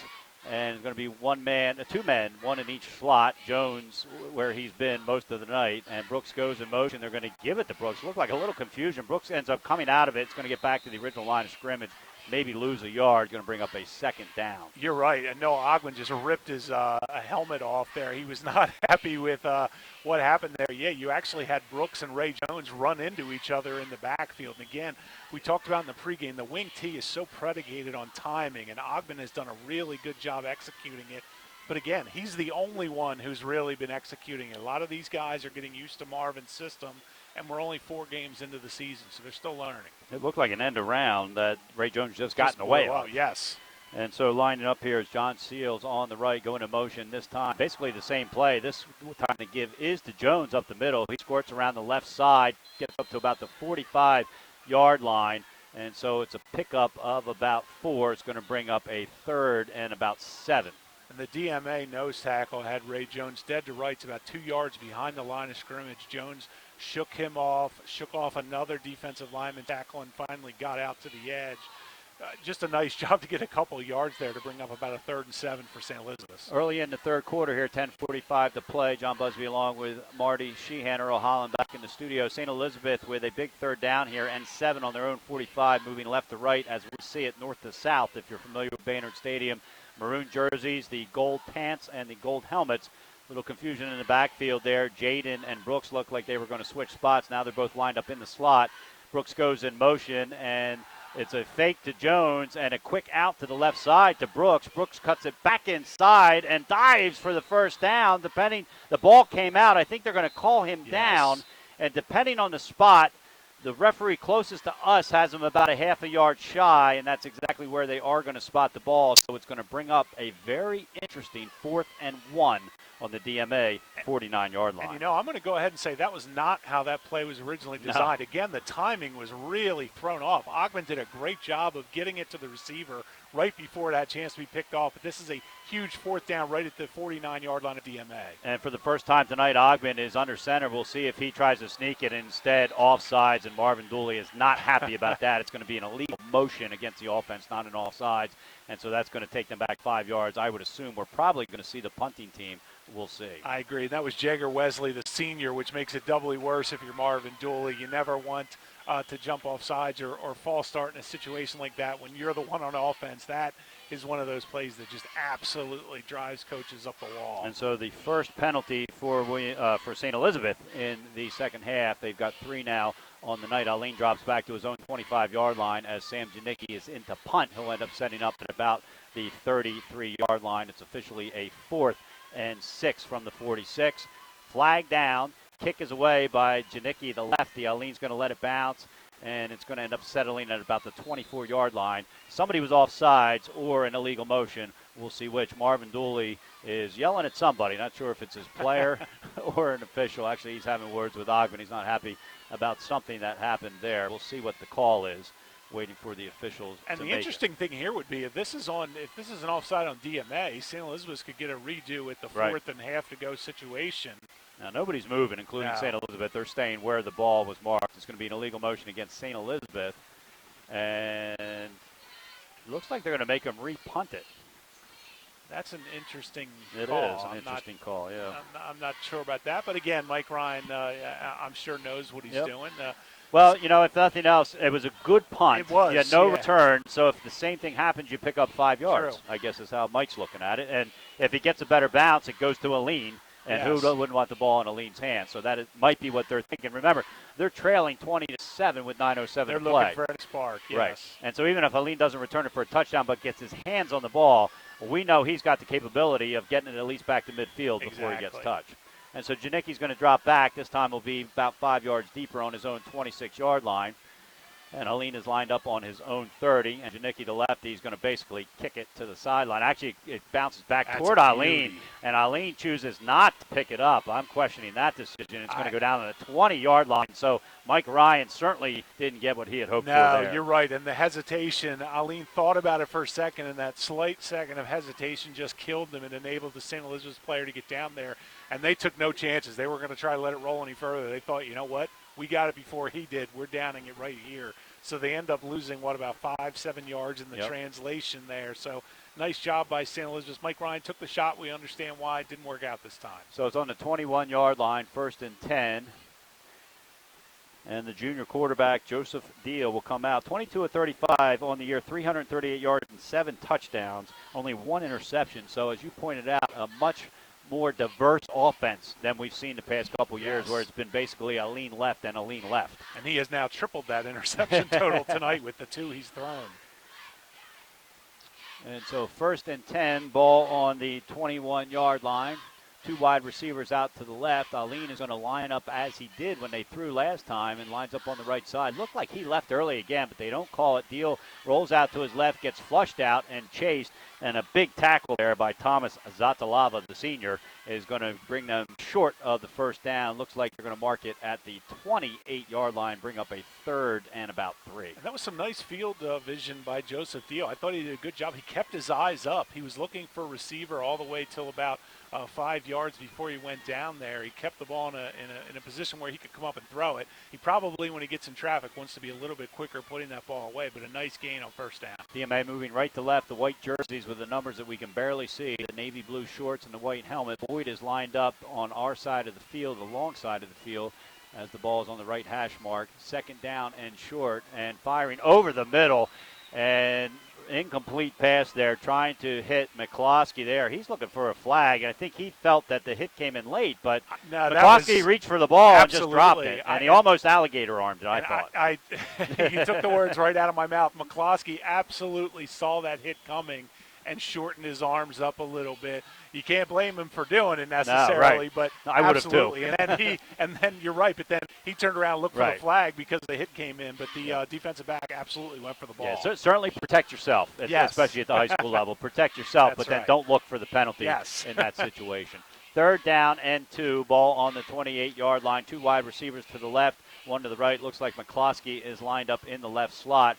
That would be Aleen on the right hip of Deal, and the give is going to be Aleen. He's going to try to make his way over the left tackle, picks up the first down, but not by much. They're going to end up marking it on the 32-yard line, but it will be a first down. And that was interesting. That, to me, looked like a little change from DMA. Again, we can't really see the numbers. They had one of the offensive linemen immediately leave his man and go right after Ray Jones to put a body on him to try to give Aleen some breathing room. He did get not much, again, but at least an indication that Mike Ryan and the DMA offensive line are going to try to do something to neutralize that mirroring capability that Jones has established tonight. Now they're sending McCloskey off the field. Nicholas Peroni is going to take his place, and I think maybe McCloskey is bleeding, and that's why they brought him out. They're getting him wrapped right up, and he'll be able to come in as soon as this play is over. It's going to be 1st and 10 on the 32-yard line. St. Elizabeth with a 20-7 lead over DMA.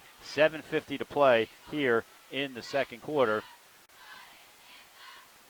Snap goes back to Deal in the shotgun formation and a quick out, and it looked like there was a little confusion there. I think that was Hudson he was trying to hit, and Hudson, I think, was supposed to cut back and never did. A miscommunication. Hudson was supposed to sit down after about 8 yards. Instead, he just kept on going up the field, and he didn't even look like he was the intended receiver. He was just looked like he was trying to run his man off of the play. So, yeah, big miscommunication there. And, again, just these little mistakes that we didn't see on tape in the first 3 games for DMA, and you have to wonder if being in the situation of being down, needing to come back, I'm not convinced they have to throw the ball. I think they need to figure out a way to get Ali more involved.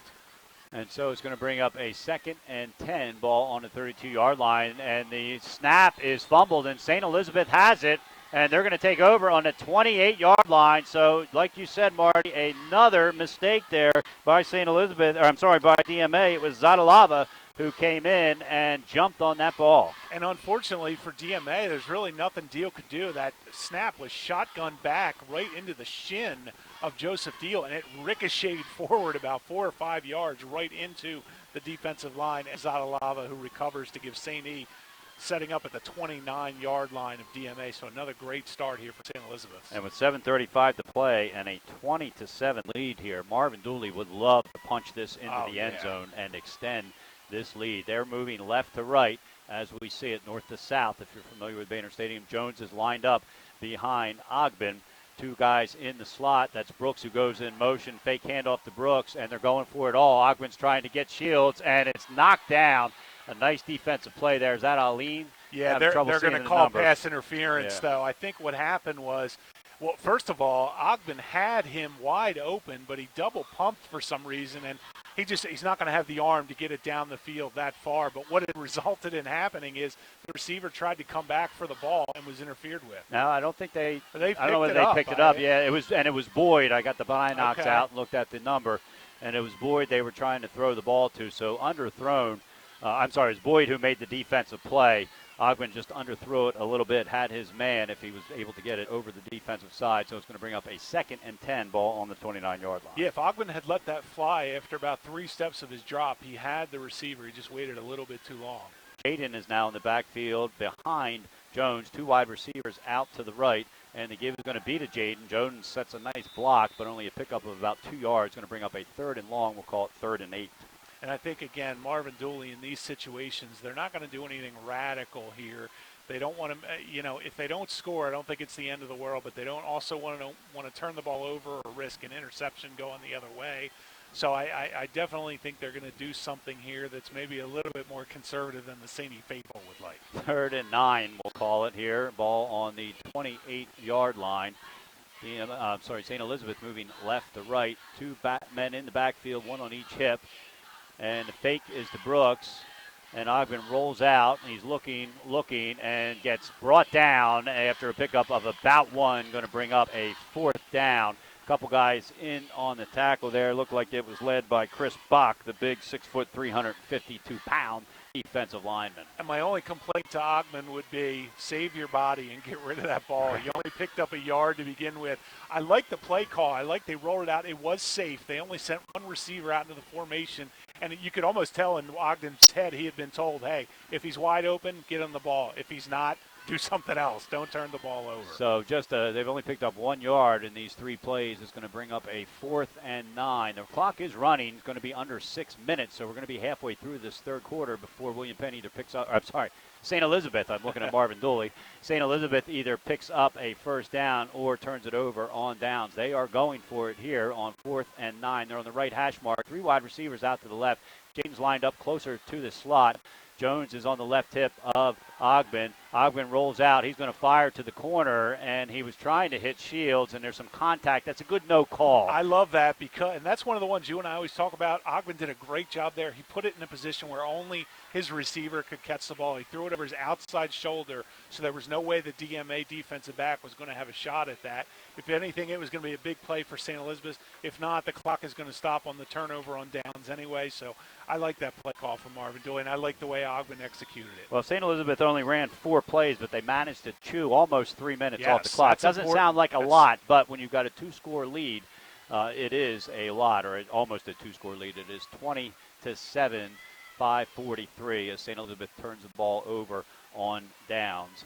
DMA will take over on their own 28-yard line. And, I don't know if the fans are like me. I have this feeling that something's going to happen. You can't keep this offense contained forever, and you feel like at some point Aline or Dior Boyd or somebody is going to get free. Now there's some confusion. Deal is looking over, and they're looking for a player. Quick count on the sideline. They've only got 10 guys on the field. Now they almost bring 2 on, and Mike Ryan is going to be forced to take a timeout. And so that's another mistake, Marty, that is unlike these DMA teams, and you can see the coaching staff is not happy about that. They had plenty of time to figure out who to get on the field. And don't forget, that's a dead ball timeout. Right. There was just a turnover on downs. The clock is not moving.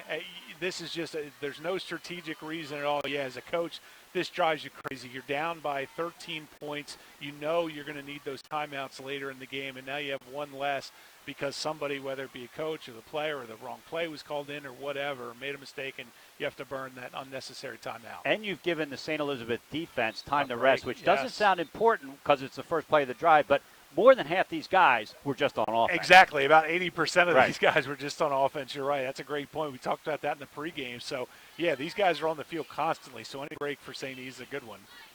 And so it is going to be 1st and 10, ball on their own 28-yard line. And it looks like they've got 11 guys on the field, one wide receiver on each side. Looks like McCloskey is lined up in the left slot. Deal in the shotgun formation. Aline to his right. He's going to get the ball. No, it's actually a fake. And they're going to fire it out and misfired toward his receiver. And I believe that was Boyd he was trying to hit off to the right there. It's going to be an incomplete pass. And it's one of those instances, I've seen Boyd complete that pass several times this season where he's rolling out to his right. There just seems to be something off tonight. And again, whether it's the mindset, whether it's being down, whether it's the first time they've played, I hate to say it, but a defense that's fighting back Right. with some fierceness on the other side. But something is off with this DMA team tonight. 2nd and 10 on the 28, wide receiver out on each side. McCloskey in the right slot this time. Aline goes the other way to the left, gets across the 30, 35 to the 39-yard line before he's tackled. But his first down, it was Connor Rock on the tackle. And you just saw what I was talking about. Like, you hold your breath every time he has the ball. That time, there were 4 St. E defenders in front of him, and he looked to be gained maybe a yard or two, and all of a sudden he cuts back on a dime, and there's only 2 guys there. He got past one. He wasn't able to get past the other. But, again, just an explosive player. 1st and 10, ball on their own 39-yard line. Moving right to left as we see it, the white jerseys, navy blue pants. And the fake is to Aline this time. Deal rolls out to his right, looking downfield. Instead, he fires over the middle. They're looking for a pass interference play. The ball, I don't think, was catchable, and that might be why they didn't get it. Yeah, it was not a good throw by Deal. It's a shame for DMA. That was the best blocking up front. DeCaro, Hudson, Austin Edmonds, all those guys did a great job with their pass blocking there. But in the defensive backfield, St. E's had everyone blanketed. Deal tried to come back over the middle late. The pass was well off target. I personally didn't think it was a pass interference worthy penalty, so I think it's a good no call. It was Boyd they were trying to get the ball to, and I agree. And actually the coaching staff didn't complain about the lack of call either there. So it is going to be 2nd and 10, ball on the 39-yard line. Deal drops straight back this time, fires to the right sideline, and overthrows everybody. Rock was on the coverage there. We'll see if we can get the number who he was trying to play. Again, the numbers here, it's white on white with a little bit of a border around it. That was Boyd again running up the right sideline. So 2 pass attempts to Boyd, both fall incomplete. Here we go with the broken record again, but I'm telling you, Ray Jones is just completely taking Aline out of the game, and it's allowing the St. Elizabeth's defensive backfield to play a little bit further off, let their guys stay in front of them. They're not giving up any big plays. That time, there was no way that was going to be completed. 5:04 to play. St. E's has a lead 20-7. It's 3rd and 10 on the 39 for DMA. Nobody in the backfield. Wide receivers 2 apiece on each side. Deal drops back, fires over the middle, has his man for the first down at the 50-yard line. And I believe that was Austin Edmonds. Yes, it was, the tight end. And so it's going to be a first down for DMA. That was the first time, and Marvin Dooley kind of threw a fit on the sideline. There was confusion in the St. Elizabeth's defensive backfield before the snap. The safety lined up on the wrong side of the field. That ended up being the side of the field that Deal ended up going to. So a big first down for DMA, a little breakdown for St. Elizabeth. 1st and 10 on the 50 as they try to get on the St. Elizabeth side of the field here. DMA trails 20-7. 4:43 to play in the 3rd quarter. The give is to Aline. He goes over the left tackle and picks up about 5 yards before he's tackled by about 7 guys on the St. Elizabeth defense. They're going to mark it at the 44-yard line. You feel like Marvin Dooley may be laying down a blueprint for some of the better teams, and I'm sure Frank Moffitt is going to be loving watching this film for next week. Because he's got some very good players on the defensive side of the ball as well. And Aline just limped off the field again. That's the 2nd time we've seen that tonight. He appears to be in a little bit of pain there. Hopefully it's a cramp. He's holding his back. But he is out of the game now. So, again, it really puts the onus on the passing game for DMA. One wide receiver out to the left. McCloskey's in the right slot. Try to catch a number of the guy who's in the backfield now. And the give is going to be to him straight up the middle. And we'll see if we can get his number coming out of the pile. And that is number 34, Devin Green, with a carry. Maybe got back to the line of scrimmage. Going to bring up a third down. Jagger Wesley, the senior defensive lineman, knifing through there to make the quick stop, bring up a third down, and manageable, though, for DMA. And with Karan Aline currently out of the game, you feel like this is a big spot for DMA. They'd love to keep this drive going, come out with some points. It was a pickup of 1, bringing up a 3rd and 3. Green is in the backfield again. One wide receiver out on each side. Hudson is on our side. Boyd on the other. McCloskey in the right slot, moving right to left. And the pitch, and it's over his head to Devon Green, and Green works hard to get it back, but it's going to be a loss of about 20-plus yards. They're going to end up marking it on the DMA 43, and so that's a case where you're not used to not having Karan Aline back there. And, before the snap, I almost jumped in to say Green was lined up. It looked like he was lined up about 9 yards behind the line of scrimmage. And I think when Deal turned around and pitched that, he was shocked at how far away Green was, and he tried to overcompensate and ended up throwing it over his head.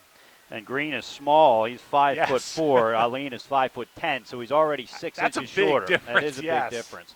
And so they're going to be kicking it away to Brooks and Rock. And punting it is going to be Andrew Hudson. Kind of looked whether he should run, almost blocked.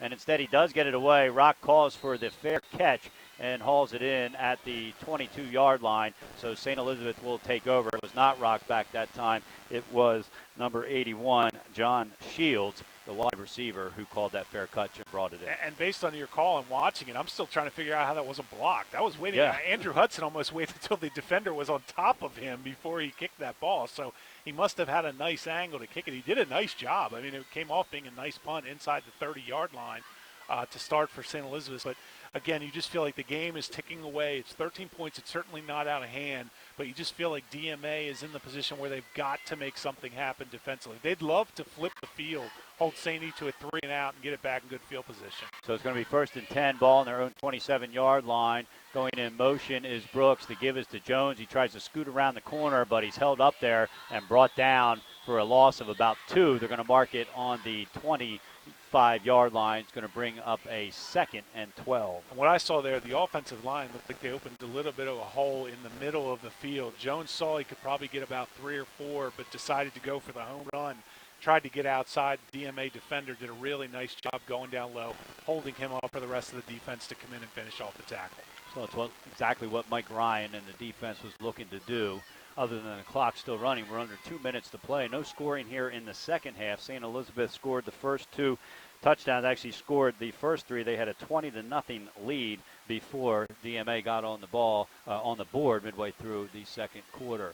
Brooks goes in motion again. This time the give is to Jones. Jones kind of works his way up and gets knocked down at the 31-yard line. A conservative play call there by Marvin Dooley. Very. He took the words right out of my mouth. I mean, it was, again, to use your phrasing from earlier, it was almost like one of those tiptoe runs from Ray Jones where he's just looking for a little seam. He brings it up to a 3rd and manageable. It's 3rd and 6. It's not the end of the world. And for DMA, one of their best defensive players for the past 3 years has been Karan Aline, and he is still sitting on the training table right in front of us, so just something to keep in mind. He's missing on both sides of the ball now. You can hear the crowd getting a little bit louder here for DMA. They are the visitors, but this is their home field as well, and they will be the home team next week when they take on Hodson.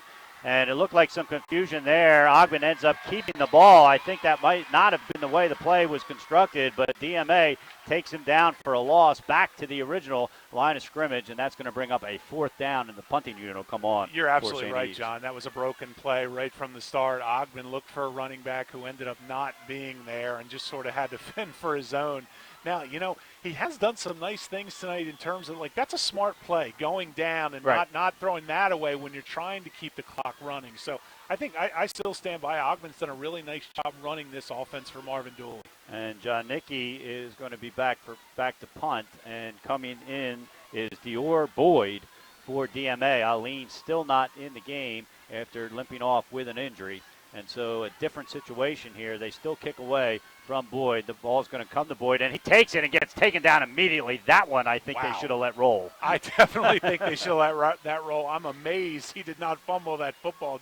Boyd, again, down 20-13. He's trying to make something happen there. Good news for DMA fans. It does look like Karan Aline may be coming back into the game. He's off of the training table and up on the sideline. So hopefully they'll get him back in. They need to get something going. A big thanks to our partner, NKN Films, for their outstanding design on our 2018 high school football schedule poster. Visit nknfilms.com for all your video needs. Just 6 seconds left here in the third quarter. Barring a penalty, this will be the last play of the quarter. 20-7, St. Elizabeth with a lead over DMA. DMA takes over the ball on their own 40-yard line, moving right to left as we see it. A fast third quarter. Not a lot of passes, a lot of runs, and a lot of nobody going out of bounds. That's right. And so Deal is in the shotgun formation, one wide receiver out to each side. Not sure who is that is on his left Aline next to him. him. Okay, Aline is back in the game, and that is Boyd going in motion, and there's the penalty that I was talking about, and it looks like there's going to be a delay of game. So another formation, if you want to call it that, mistake by DMA, and they even had one play where they only had 10 guys on the field. They ended up calling a timeout for that one. So another penalty, the 7th on the night for DMA. You're right, and that's coming out of the punt where they had just taken over the punt. They came out of the huddle on the sideline a little bit late, and it threw the timing off. And as you say, there was no sense of urgency at the line. And so it's still first down, but now it's 15 on the 35-yard line, 6 seconds to play. Boyd goes in motion right to left. The snap comes back to Deal. He's going to roll to his left, have to throw across his body. Has his man at the 40-yard line, taken out of bounds, back to the original line of scrimmage. That is Boyd, and that is going to bring us to the end of the third quarter. So we've got a good one here. St. Elizabeth, the number 9 ranked team in the state, with a 20-7 lead over number 6 DMA. And we're going to hold it right here for a second. Looks like we have an injured player. They haven't officially called the end of the quarter yet, I don't think, Marty. No, they haven't. They're waiting for the injured player to get back up and come back that's onto Luke the field. Moyer limping over. Looks like he's going to go out on his own power. So now we are officially at the end of the third quarter. St. Elizabeth 20, Delaware Military Academy 7. This is the Fox Sports 1290 Game of the Week presented by the U.S. Air Force. You're also watching it live on 302 Sports. Life's too short to hate your home. Remodel your home with the pros voted Delaware's #1 home improvement company. Ferris Home Improvements has something for every homeowner at their new showroom on the corner of Kirkwood Highway and Harmony Road in Newark, Delaware. Explore products and layouts with the area's top designers. Touch and feel products that inspire your dream space. Ferris Home Improvements' pride in the details make them the area's best in roofing, windows and doors, siding, decks, kitchens, and bathrooms. Want a professional, no-pressure remodel? Go see the best at the Big Shamrock on Kirkwood Highway. Ferris Home Improvements. Quality workmanship from a neighbor you can trust. Presented by American Spirit Federal Credit Union, bringing you Casasa Checking. Ask for free Casasa Checking by name at American Spirit Federal Credit Union in Newark, Middletown, and Dover. Visit AmericanSpirit.org. John Busby along with Marty Sheehan, Earl Holland back in the studio, and of course Nick Halliday and the 302 Sports crew here providing the live stream. We are at the start of the fourth quarter. St. Elizabeth with a 20-7 lead in sort of a shocking turn of events here. But when you think about it, you got number 6 versus number 9, and it could be that way. First and 10, ball on the 40-yard line. The handoff is to Hudson, and Hudson's going to try to pass it, looking for Aline, and that's going to be a flag. But probably if it wasn't a flag by pass interference by Rock, it would have been a touchdown. So actually a smart play by Connor Rock, and it's going to be a 15-yard penalty for against St. Elizabeth. The exact reason that NFL defensive backs would love to see that pass interference rule changed. Yeah, you're right. If he doesn't get out there and stop him, Aline has a chance for a huge gain. Maybe even he works through the catch and stays on his feet for the touchdown. So a nice job. You never want to commit a big penalty like that, but at least you don't give up the big home run. And, from DMA's standpoint, maybe the coaches and players may not be thinking this. I'm sure some of the fans are. They don't win this game. They're staring at 2 losses in a row because they are not going to be a favorite when they take on Hodgson, the number 3 team in Division I next week. And not that they can't beat them, but like you said, you got number 3 team. A lot of people are arguing could be in that top 3 group with Middletown and Smyrna. We have yet to see them play. We'll see them plenty on tape this week and then, of course, live next week in our coverage of that game. First and 10, ball on the 45-yard line. The penalty safe saying he's about 35 yards. Throwing over the middle, trying to find McCloskey in and out of his hands.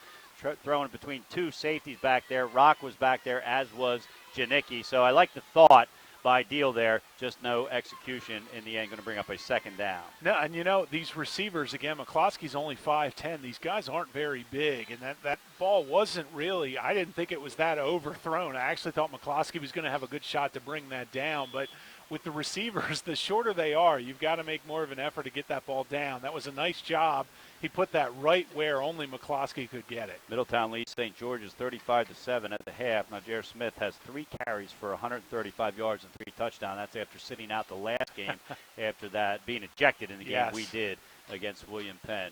Man goes in motion to give his to Aline. He tries to rumble over the left tackle there. St. Elizabeth does a nice job pushing him back. Picks up about 3 yards, and so it's going to bring up a 4th and 7.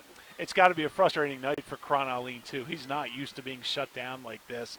St. Elizabeth's, the defense, I can't say enough about defensive line. I'm so impressed with DMA's offensive line in the first 3 games that I really thought they were going to have a big advantage. And St. E has, for the most part, neutralized it. They've allowed the linebackers to come up to that level and tackle Aline only 2-3 yards downfield. Correction, 3rd and 7. The down marker has now been 3rd down for 2 plays in a row. So 3rd and 7. And a snap over the head of Deal. And going after it was Jaden. Still bouncing around, and Jaden whisks it out of the air from his back and comes down with it. And it's going to be St. Elizabeth ball on the 42-yard line, the 3rd turnover of the night for DMA. That will be the easiest fumble recovery Cameron Jaden will ever have, as he had one shot at it, thought he lost it, ended up laying on his back and had the ball fall right into his breadbasket after it was kicked around. But again, Cameron Jaden now down on the field. They're going to have to bring out a trainer for him. Hopefully it's nothing serious. Yeah, John, it's just one of those unforced errors again by DMA. And we've seen some snap, a couple of possessions ago, the snap that went off of Deal's shin and ricocheted and caused a turnover. Now we see another snap over the head of Joseph Deal. So it's just sort of been one thing after another. It's really snowballed for DMA tonight. Jaden walking off under his own power. Looks like he's cramping up. We've seen a couple guys cramp up on the field here, and it's getting to that point. This time of year, Marty, this is the first game that these guys have played where it hasn't been hot. No. And when it's hot, you drink. Yes. And when it's not hot, you forget that you still have to drink. Absolutely. And so we're seeing some guys that are cramping up. We're starting to see some of those Frankenstein walks that you associate with the cramping as they come off the field. That's right. Toes up. Anyway, St. Elizabeth with a 20-7 lead. We're at the 11:01 mark here in the 4th quarter. They are going to take over on the DMA 42-yard line on the fumbled snap that Jaden had, rolled over, it popped up in the air, got knocked around, and he grabbed it out of the air. So a nice job, nice hands by Jaden, and we'll see what St. Elizabeth's strategy is here. I'm sure Marvin Dooley's thinking if we can punch this in, that might be the nail in the coffin, even though there is a full quarter of football left the way it's been going so far. And Brooks goes in motion and distracts him just enough so that Jones can carry the ball up the middle, and he's right at the 1st down marker depending on where they end up spotting it. They are saying it's a 1st down at the 32-yard line. So a nice play call there, I think, by whoever's calling the plays for St. Elizabeth, a 1st down at the 32-yard line. And that run by Jones was the complete opposite of what we've seen from him a lot tonight, that sort of tippy-toe looking for the open hole. He just blasted through a little hole, found a crease there off the right side of the center, and did a great job picking up a 1st down. This is exactly the way you want to start the drive if you're Marvin Dooley. One wide receiver out to the right. Brooks goes in motion again, and this time to give it to Brooks. He's trying to get around the edge. He does, picks up across the 20-yard line. And actually just shy of the 20-yard line. They're going to mark it at the 21-yard line as forward progress there. We have an injured DMA player. We're going to take a timeout here. One player from each team is down. The coaches and the trainers are heading out. 10:27 to play. St. Elizabeth with a 27 lead here in the 4th quarter. The Hadley Group is your local real estate resource. Brian Hadley joined Patterson Schwartz & Associates in 2005. In 2013, Nicole Flora joined Brian, followed by Emma Burnett and Grant Jepp in 2014. That's when the Hadley Group was formed. Patterson Schwartz Associates offer you exceptional knowledge of local market conditions and a commitment to represent you honestly and professionally. So for your next purchase or sale, think the Hadley Group. Visit our website at thehadleygroupre.com. I love helping our airmen and their families with financial tools to help provide financial stability. I promise to make a positive difference in your financial life, from helping you to lower your payments to discovering ways to help you save for your children's future. From the needs of college students and first-time auto buyers, I promise to identify and take ownership of your needs. Local people, local decisions, Dover Federal Credit Union. There's obviously an injury to his left leg, and if he's not able to come back, I don't want to say it turns DMA back into a one-dimensional team, but when your leading receiver, Boyd, came in with 8 receptions for 173 yards and 4 touchdowns, without him on the field, you become a more one-dimensional team. Absolutely, and you've got really Karan Aline has been out of the game for a stretch at one point, so I would argue he's probably not 100%. He's been completely neutralized. Boyd has really not been a part of this game much at all, and that's more owing to the defensive backfield of St. Elizabeth. So, yeah, I mean, you keep a guy like Boyd out of the game, and you really start to limit your passing game options, especially going deep. 2 runs, 2 first downs for St. Elizabeth. Both one by Ray Jones, the other one by Brooks, and it's Brooks who goes into motion from right to left to give us to Jones this time up over the left tackle, and Jones is pushing the defense to about the 15-yard line. It looks like they're going to mark it, and so it's going to be short of the first down, going to bring up a 2nd and 3. Roy Jones. Ray Jones has really gotten his second wind. He is plowing into the line and just pushing guys backwards now.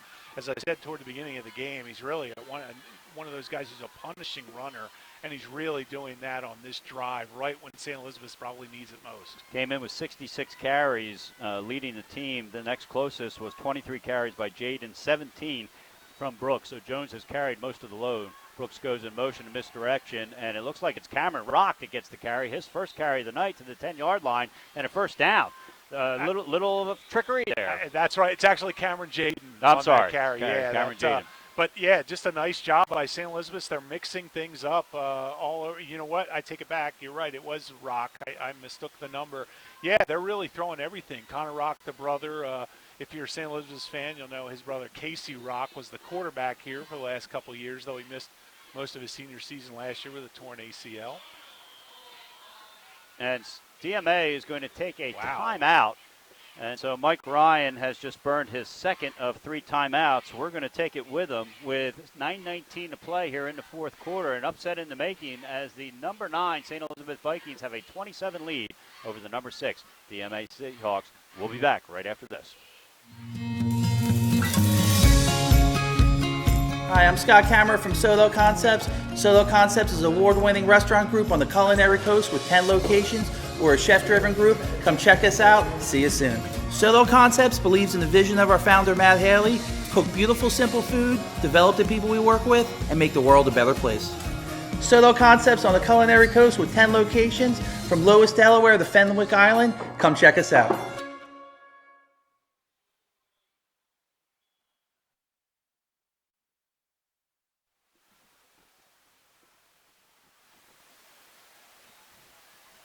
First and 10 for St. Elizabeth. The ball is to Ray Jones up the middle. He's going to pick up a yard. It's going to bring up a 2nd down. Ball on the 9-yard line, so it'll be actually a 2nd and goal. If you're St. Elizabeth and Marvin Dooley, you're not thinking about clock here at all. You're thinking about punching this in, as you said. This is pretty much a game-over situation. If St. E's can punch this in, they put so much pressure on DMA, especially with Dior Boyd having just gone out of the game. Conversely, if you're DMA, you've got to do everything you can to keep them out. Brian Millard, I will say this for St. E, has been a really good kicker. They're in a situation now down around the 10-yard line. This would be interesting if they got the 4th down. Yeah, if they kick that field goal, they extend it to a 3-score game, which is exactly what you want. Brooks goes in motion, and they bring it around that same play, and I think that time it was Jaden on the carry, and he only picks up about a yard, so it's going to bring up a 3rd and goal at the 8-yard line. It's going to be interesting to see how they play this now. 3rd and goal, you want to make sure you've got a senior quarterback in there. You've got a guy Marvin Dooley is very comfortable with, but this is one of those situations. If you're going to think about putting the ball in the air at all, this is when you give the message. If he's wide open, let it go. If there's any traffic, get rid of that thing or just take off and get what you can. Now, the manager started running onto the field. I'm not sure what they were seeing. I think they thought St. he was going to call a timeout there, a little premature. 7:52 to play. Clock is running. It is 3rd and goal. Ball on the 8-yard line. 2 men in the backfield, 2 wide receivers out to the right. Ogben is going to pitch it to Brooks, keep it safe, and Brooks escapes 1 tackle, but not another. And he is brought down. Looks like he lost a yard, so it's going to bring up a 4th and goal from the 9-yard line. So it would be about a 25-yard kick. Do I have that math right there? This is interesting. It's 17-9, so we'd be at, 26-yard on the field goal. Yep. This would be interesting. I wish we could give credit where it's due on that tackle, the guy who knifed in and made a really nice job to stop Brooks there. But again, the numbers. It was the guy in the white shirt. That's right. It was one of those 11 guys out there. That's right. It looks like Marvin Dooley's going to choose not to go the field goal route here, and I'm kind of curious to see what they're going to do. I imagine if maybe they do something simple and try to run the ball and figure, hey, if we turn it over on downs, they've got to go 90-plus yards just to get 1 touchdown. Well, they moved the ball up to the 5-yard line, so there must have been a flag. There must have, The ref didn't come over and make the call, so there was a penalty of some sort on DMA, their 5th here in the second half.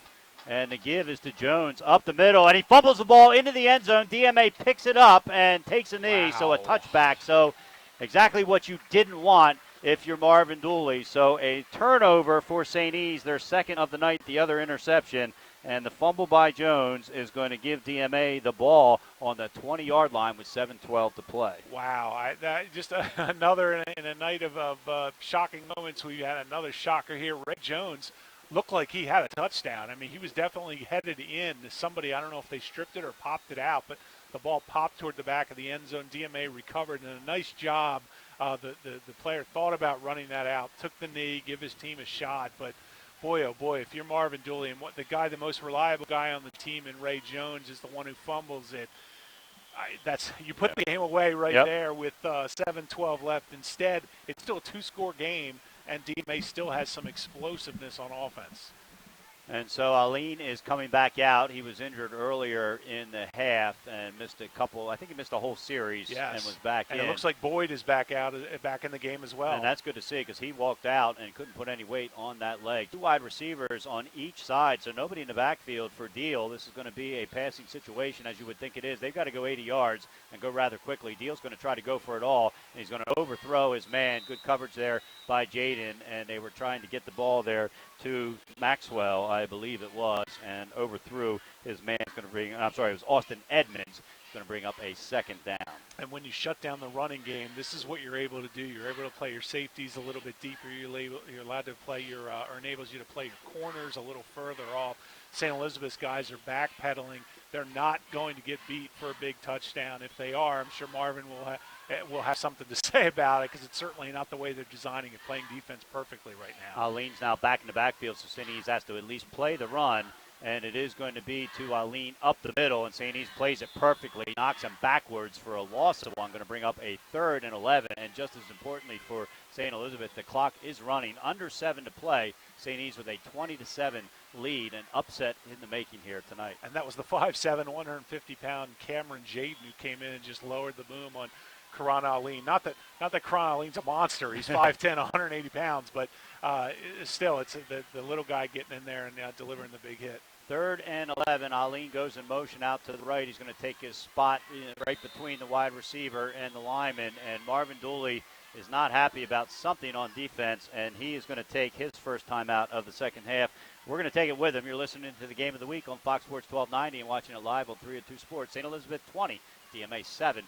6:29 to play. We'll be back for the end right after this. Dover Federal Family. Local people, local decisions. Dover Federal Credit Union. No matter where you are in life, at every stage, we are here for you. For all of life's big moments and everything in between. After all, that's what families are for. We promise to make a positive difference in your financial life and go beyond the norm. Be a part of the Dover Federal family. Local people, local decisions. Dover Federal Credit Union.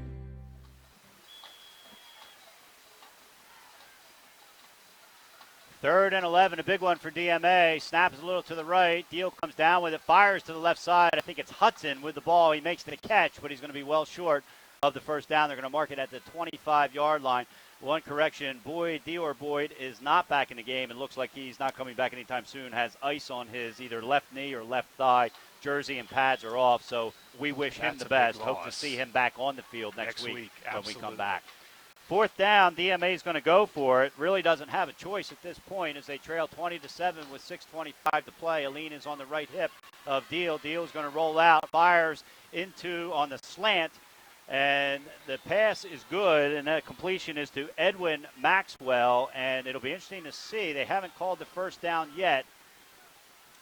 It should be a first down. They needed to get to the 30. Now they're saying it might have been an incomplete pass. Yeah, the referee on the far side is saying it was incomplete. Looks like they are going to get together and have a discussion about this in the middle of the field. And this is a huge call. And the guy that's calling the incomplete pass had the best view. Yes. Because Maxwell caught it facing away from us, and it was the line judge facing us who made the call, and that's exactly what they're going to do. And immediately when that play happened, Marvin Dooley and his staff all gave the juggling sign. That so they're apparently everyone, as you said, it was facing that way. So the referee who had the best view made the call, and they turned the ball over on downs to St. Elizabeth. And so a nice job by the officials making sure, we assume, getting that call right, and St. Elizabeth is going to take over for DMA, and it'll be interesting to see if that ends up being the play that cost, I don't want to say cost them the game, right, but basically made their final chance. Final chance, exactly. And so St. E's will take the ball over with 26. I'd be surprised here if we see a pass. I would be equally surprised. Knowing what we've seen of Marvin over the years, I would be terribly surprised if we saw a pass. I think he would be too. And Ogden's coming in with the play. Ogden struggled a little bit. He had that bad interception. He did. But then he's a senior. He started all season last year, I believe, for William Penn, if I remember correctly. He did. Referees are trying to figure out what the ball is. And, I've said running this wing T offense is not easy with the timing. And Ogden to come in here, and one of the things I saw that Marvin said in the preseason was that Noah was having to teach these other kids the offense and the intricacies of it. So given all that, I'm really surprised and impressed with how well he's handled this job so far. Yeah, St. Elizabeth the past few years, they've always had that dominant running back. Yes. And so they didn't do a lot of fancy stuff. No. They handed the ball off. Handoff now is to Ray Jones, and he barrels up the middle, making sure he hangs on to that football. And if he doesn't have a first down, he's pretty close. He is. Kind of out like a loaf of bread. You and I saw the same thing there. My eyes kind of bugged out of my head with the way he was carrying that. Yeah, that got way out from his body as he got past the first line of defense. So I'm sure when they watch the film, they'll be making sure, I always think of those old, remember the cards from the 70s and 80s where the fullback had one hand above and one hand below the ball. Yep. And so it is a first down at the 15-yard line. Shields is going to go line up on the right side. Brooks is in the left slot. My guess is he will go in motion as he has just about every play the second half. Jaden is lined up in the right slot. And sure enough, Brooks goes in motion, and it's a double fake, and Ogman's going to keep it, and he's going to try to pick up a block from Brooks, and he does, and gets around the edge, and he's going to get to about the 11-yard line. And Johnny stayed in bounds. More importantly. Cut back in. He did take a hit as a result of it, but he took that one for the team. He had a very easy path to run out of bounds. Instead, he chose to keep the clock running, although it will stop now because we have an injured DMA player on the field. And they are going to make it, they're going to mark it on the 10-yard line, and that's going to bring up a second down. And the injured player is Noah Chilo, the sophomore wide receiver, or in this case, defensive back. And so with 5:18 to play, and St. Elizabeth with a 20-7 lead. It was 20-7 at halftime, and so it just hasn't gone well. A couple turnovers for both teams, a couple turnover on downs, and a couple punts, and so not much offense. And, sometimes you might want to credit the defense for that. I'm not sure that's the case in this situation. No, there's been a lot of unforced errors on the part of DMA. They looked to have been out of sync all night long. It all started, last year we talked about at the beginning of the game several times how they got stunned at the beginning of last year's game. They were down 7-0 before people could take their seats. The same thing basically happens this year, but all of a sudden the momentum, the mindset or something with St. Elizabeth's changed, and DMA, again, the body language that they showed right off the bat was one of, wow, what just happened here? And it took them a while to really get into the game. By the time they did, again, it's 20-0, and they're in serious trouble. And St. E's hasn't exactly been on fire offensively. Their first series of the second half, they punted after 3 plays, so a 4-and-out. 4 plays, they turned it over on downs. 3-and-out on the punt. They fumbled by Jones that would have been a touchdown, and then here they are driving again from close up after the turnover by DMA on downs. And so it's going to be 2nd down and 3, ball on the 10-yard line. Shields is lined up way on the left-hand side. They're on the right hash mark, moving right to left as we see it. Jones is lined up behind Ogben. The clock is running. They started the clock right after Chilo went off on his own power.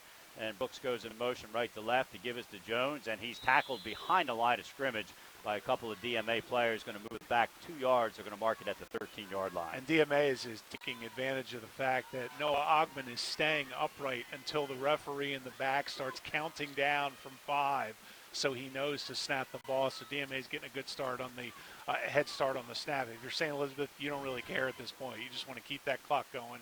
You want to burn as much as you can. And just to the point before the last play, I just want to say, I still think DMA is a good team. I just think now you look at St. Elizabeth, you may have to reevaluate some of the teams they play down the road where they are. Exactly. And how good is Delmar? Exactly, yeah. Exactly. That's a great question. 4:12 to play. It is 3rd down, and the give is up the middle to Jaden, and he's not going to get the first down. He's going to get just inside the 10-yard line. That's going to bring up a 4th down. And so will we see Brian Millard at this point? Time will tell. The clock is running. Under 4 minutes to play. Remember, this is where Mike Ryan really wishes he had those 2 timeouts back, which basically were both wasted on things you normally don't call timeout on. When I was talking about bringing out Millard out earlier, I did completely forget, and I'll admit it, the blocked extra point, which has to be on Marvin Dooley's mind if he thinks about kicking the ball. So now I'm thinking you're just going to run a play. If you get the first down, if you get the touchdown, great. You'd love to get the first down here. It's only 4th and 3, but you'd love to not do anything foolish. And Marvin Dooley's going to make sure they don't. He has taken his 2nd timeout. We're going to take our final timeout of the first half. 3:30 to play. St. Elizabeth debating what to do on 4th and 2 from the DMA 9-yard line and a 27 lead. You're listening to the Game of the Week on Fox Sports 1290, watching it live on 302 Sports. Unique Image opened for business in Wilmington, Delaware in 1979 with one focus, wowing our customers with great products and even greater customer service. 30 years later, we are still doing exactly that. Whether you're looking for marketing tools to promote your business, gifts for your employees or clients, or planning a special event, we're here with a voice of experience to help you every step of the way for your complete satisfaction. Visit our new showroom in the Mill Creek Shopping Center, 4577 Kirkwood Highway. Unique Image, you envision, we create. 53-0 shutout. So what's this, they are 28-yarder, 27. Welcome back. A 27-yard field goal attempt by Millard is going to be short, and so it's going to be a turnover on downs. DMA will take over with 3:25 to play, trailing 20-7. So they're going to have to get down and waste no time trying to score a touchdown. No, and again, the risk-reward there, I'm not sure I would have at that point. I think I would have earlier tried the field goal. But if you're Marvin Dooley, you're thinking at worst they're going to have to go 80 yards for a touchdown. Remember, the rule in high school is if it's attempted inside the 20, it comes out to the 20 if it's missed. So little break there from DMA, although they still have got a long way to go figuratively and literally in this game. And so it'll be 1st and 10. Remember, DMA only has 1 timeout left. And it looks like they've got one guy in a slot, wide receiver on each side. And Deal is under pressure, escapes 1 tackle, fires over the middle, has his man at the 25 to the 30. That's Aline, 40. And it looked like he was running with a limp. He's brought down at the 42-yard line. A nice tackle there by none other than Ray Jones, but a nice pickup, and they're going to play hurry-up offense now. That's right. That time, Deal did a really nice job. He bought himself some time, enough time that Aline was able to run away from Jones and come back and do a little crossing pattern across the field for a nice pickup for DMA. Aline is definitely limping a little bit. Devin Green is in his spot on the right hip of Deal. McCloskey's in the right slot, and it's Hudson who's on our side, the short side of the field, and Heel's going to dump it over to Devin Green across the 45 to the 50 and knocked out of bounds, so stops the clock. A nice hit there by Deshaun Brooks. The clock should stop, and it's going to be a first down in St. Elizabeth territory on the 45. That's 2 straight plays where DMA has allowed the defensive line to come through to set up that screen pass. The first time it wasn't there, and Deal was able to buy time and get it to Aline. The second time it was. That's 2 big chunks of yardage in 2 plays. And so they're on the right side of the field, moving left to right as we see it. So Aline and Hudson are going to go out to the left. Devin Green is on the left hip of Deal in probably just a block or to be that jailbreak screen if necessary. Deal rolls out to his left, going to have to fire across his body and in and out of the hands of Hudson. It was a low throw, but Hudson will tell you he should have had it. The only good part is it does stop the clock with 2:50 to play. John, I'll tell you what, the limping was so pronounced on the route that Aline just run. I would, personally, I don't know if anyone is seeing it, I'd get him out of the game. He is completely ineffective. On that one, he ran about 7 yards and then just quit on the play, but it was because he was in pain. He's being shadowed by Thomas Zadalava. Deal over the middle to Aline and in and out of the hands to the usually sure-handed Aline. And sometimes when you hurt on your lower body, it affects your upper body. Yes, it does, absolutely. You could just tell he's way out of sync tonight. It's been a very tough night for him thanks to the St. Elizabeth's defense. But, tough situation for DMA to be in. And remember, Dior Boyd, their best receiver, only a sophomore, is in the training tent. So they're having to move Karan Aline out to the wideout position. And Aline's out there again. Hudson is even further out on the left side. Devin Green on the left hip. Deal in the shotgun formation. Rolls out to his left. Fires, and the ball is tipped there by John Shields. And so an incomplete pass. Clock stops with 2:42 to play, but it's going to bring up a 4th and 10 after 3 straight incompletions following the 2 successive first downs on passes. That was a great job by John Shields, one of the senior captains on this team, making sure to get his hands up. That time again, they were trying to go to Aline. He wasn't going to get a lot of yards on there. He's headed toward the sideline. There was a defensive back right behind him. So they're going to have to do something else. St. Elizabeth is just not going to lose this game to Karan Aline at this point. And I was going to say, it's pretty much this play is to keep the game going. Yes. And Mike Ryan, with just the 1 timeout left, realizes the importance of it. And he takes the timeout. We're going to keep it right here. It's going to be 4th and 10 for DMA, moving left to right. The ball on the St. Elizabeth 45-yard line. They trail 20-7 with 2:42 to play. And we got the number 6 DMA against number 9 St. Elizabeth, so it certainly would be an upset. Introducing Domino's Hotspots. Get pizza delivered to outdoor locations like parks, beaches, and more. Not at home? Not a problem. Visit Domino's.com for details on Domino's Hotspots. And again, thanks to NKN Films for their outstanding design on our 2018 high school football schedule poster. Visit nknfilm.com for all your needs. Devin Green is on the left hip of Deal. 2 wide receivers out to the left. Deal drops back and overthrows Hudson. And you can see the frustration on Hudson's face as he realizes that is probably going to seal it for St. Elizabeth as DMA turns it over on downs. One of the interesting things about this game, too, John, now is you wonder what the lasting effects of this game are going to be. Not only is this an unexpected loss if you're DMA, but you've had Karan Aline hobbled for most of the second half. You've had Dior Boyd, who's sitting in the training table with ice on his left knee for most of the last quarter. Edwin Maxwell is down there. We've seen a number of players go out for DMA in and out during the game. So it's going to be interesting. Hopefully all of these kids are back healthy next week for Hodgson, but this has just been all around a pretty terrible night for DMA and Mike Ryan. Yeah, arguably the 3 most effective skills players other than Deal are struggling with injuries right now. On the other side, Ogman is going to hand it off to Jones, and Jones is going to scamper around the right side and takes a hard hit and gets knocked down. Got back to the line of scrimmage. They're going to give him a yard. Going to bring up a 2nd down. The clock will continue to run.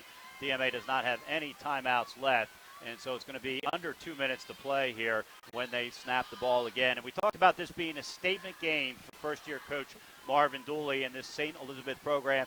You're an alum, Marty. This is a big win. This is a huge win. Again, and you pointed it out in the pregame, it's been 6 years since St. Elizabeth has beaten DMA. They've played every year for the past 10 years. So this is a big moment. They haven't been close for the past 4 or 5 years. And they're more than close now. They got a 27 lead as Brooks goes in motion, and the fake is to him. Ogman turns around quickly and gives it to Ray Jones. He gets back to the line of scrimmage. Going to bring up a 3rd and 9, 1:45 to play. and some of the DMA fans are starting to file out from what is the home side. Interesting tidbit. I was over talking to Marvin before the game. I said, don't you belong on the other side? You're the home team. He said, yeah, we were there last week and we lost. So I took in this side tonight. The funny thing is, when you said that, the first thing I thought of, my God, John, they could have played in your backyard and Delmore won that game. I love the fact that the coach says to the players, you know what? The heck with that. We're going to move to the other side. We're going to new mindset tonight. And there's no wind, and I looked up in the sky, and the sun was facing down. It was down in the south at the time. And, of course, there'll be no shutting him up now because now it's like, hey, it worked. And so we're going to have a delay game here, and so it's really not going to amount to anything other than 5 yards. It's 1:12 left on the clock. Just chewed up a few extra seconds is all that did. And so as soon as the ball is set, and the referee starts the clock, but the clock will not start, of course, until the snap of the play clock has started. The ball has been moved back to their own 41-yard line, so it's a third and about 14, it looks like. And I can expect we will see a run here once the ball is snapped. Now, Noah Ogben's waiting till the last minute. Now I think he's realized that the clock isn't moving. Some more confusion in the backfield there, but not until they give it off to Brooks, and he runs around the end. Most importantly, stays in bounds. Gets back to the original line of scrimmage, to the 45-yard line. Going to bring up a 4th and 10. The clock is running. Nothing DMA can do about it, not that they would at this point anyway. They are out of timeouts, and so 50 seconds left to play. We'll see whether St. Elizabeth takes a knee, of course, which would stop the clock, or punts it away. And, I'll tell something I talked to you about, I think, at halftime. Marvin Dooley came in the summer and was in the St. Elizabeth's weight room and saw only about 9 kids working out and thought, oh, my gosh, what's going on here? And somebody said, you do realize that's about a third of your team, right? You only have 30 kids, and most of them play other sports. Right. You're not going to see them all in the weight room. Right. And I told you, I went onto the website. William Penn has 52 players. St. Elizabeth has 30. So it's a new reality for Marvin Dooley. And another delay of game as the clock is now down to 20 seconds left. And the St. E's players are trying to get their fans. Again, this is a home game for St. Elizabeth.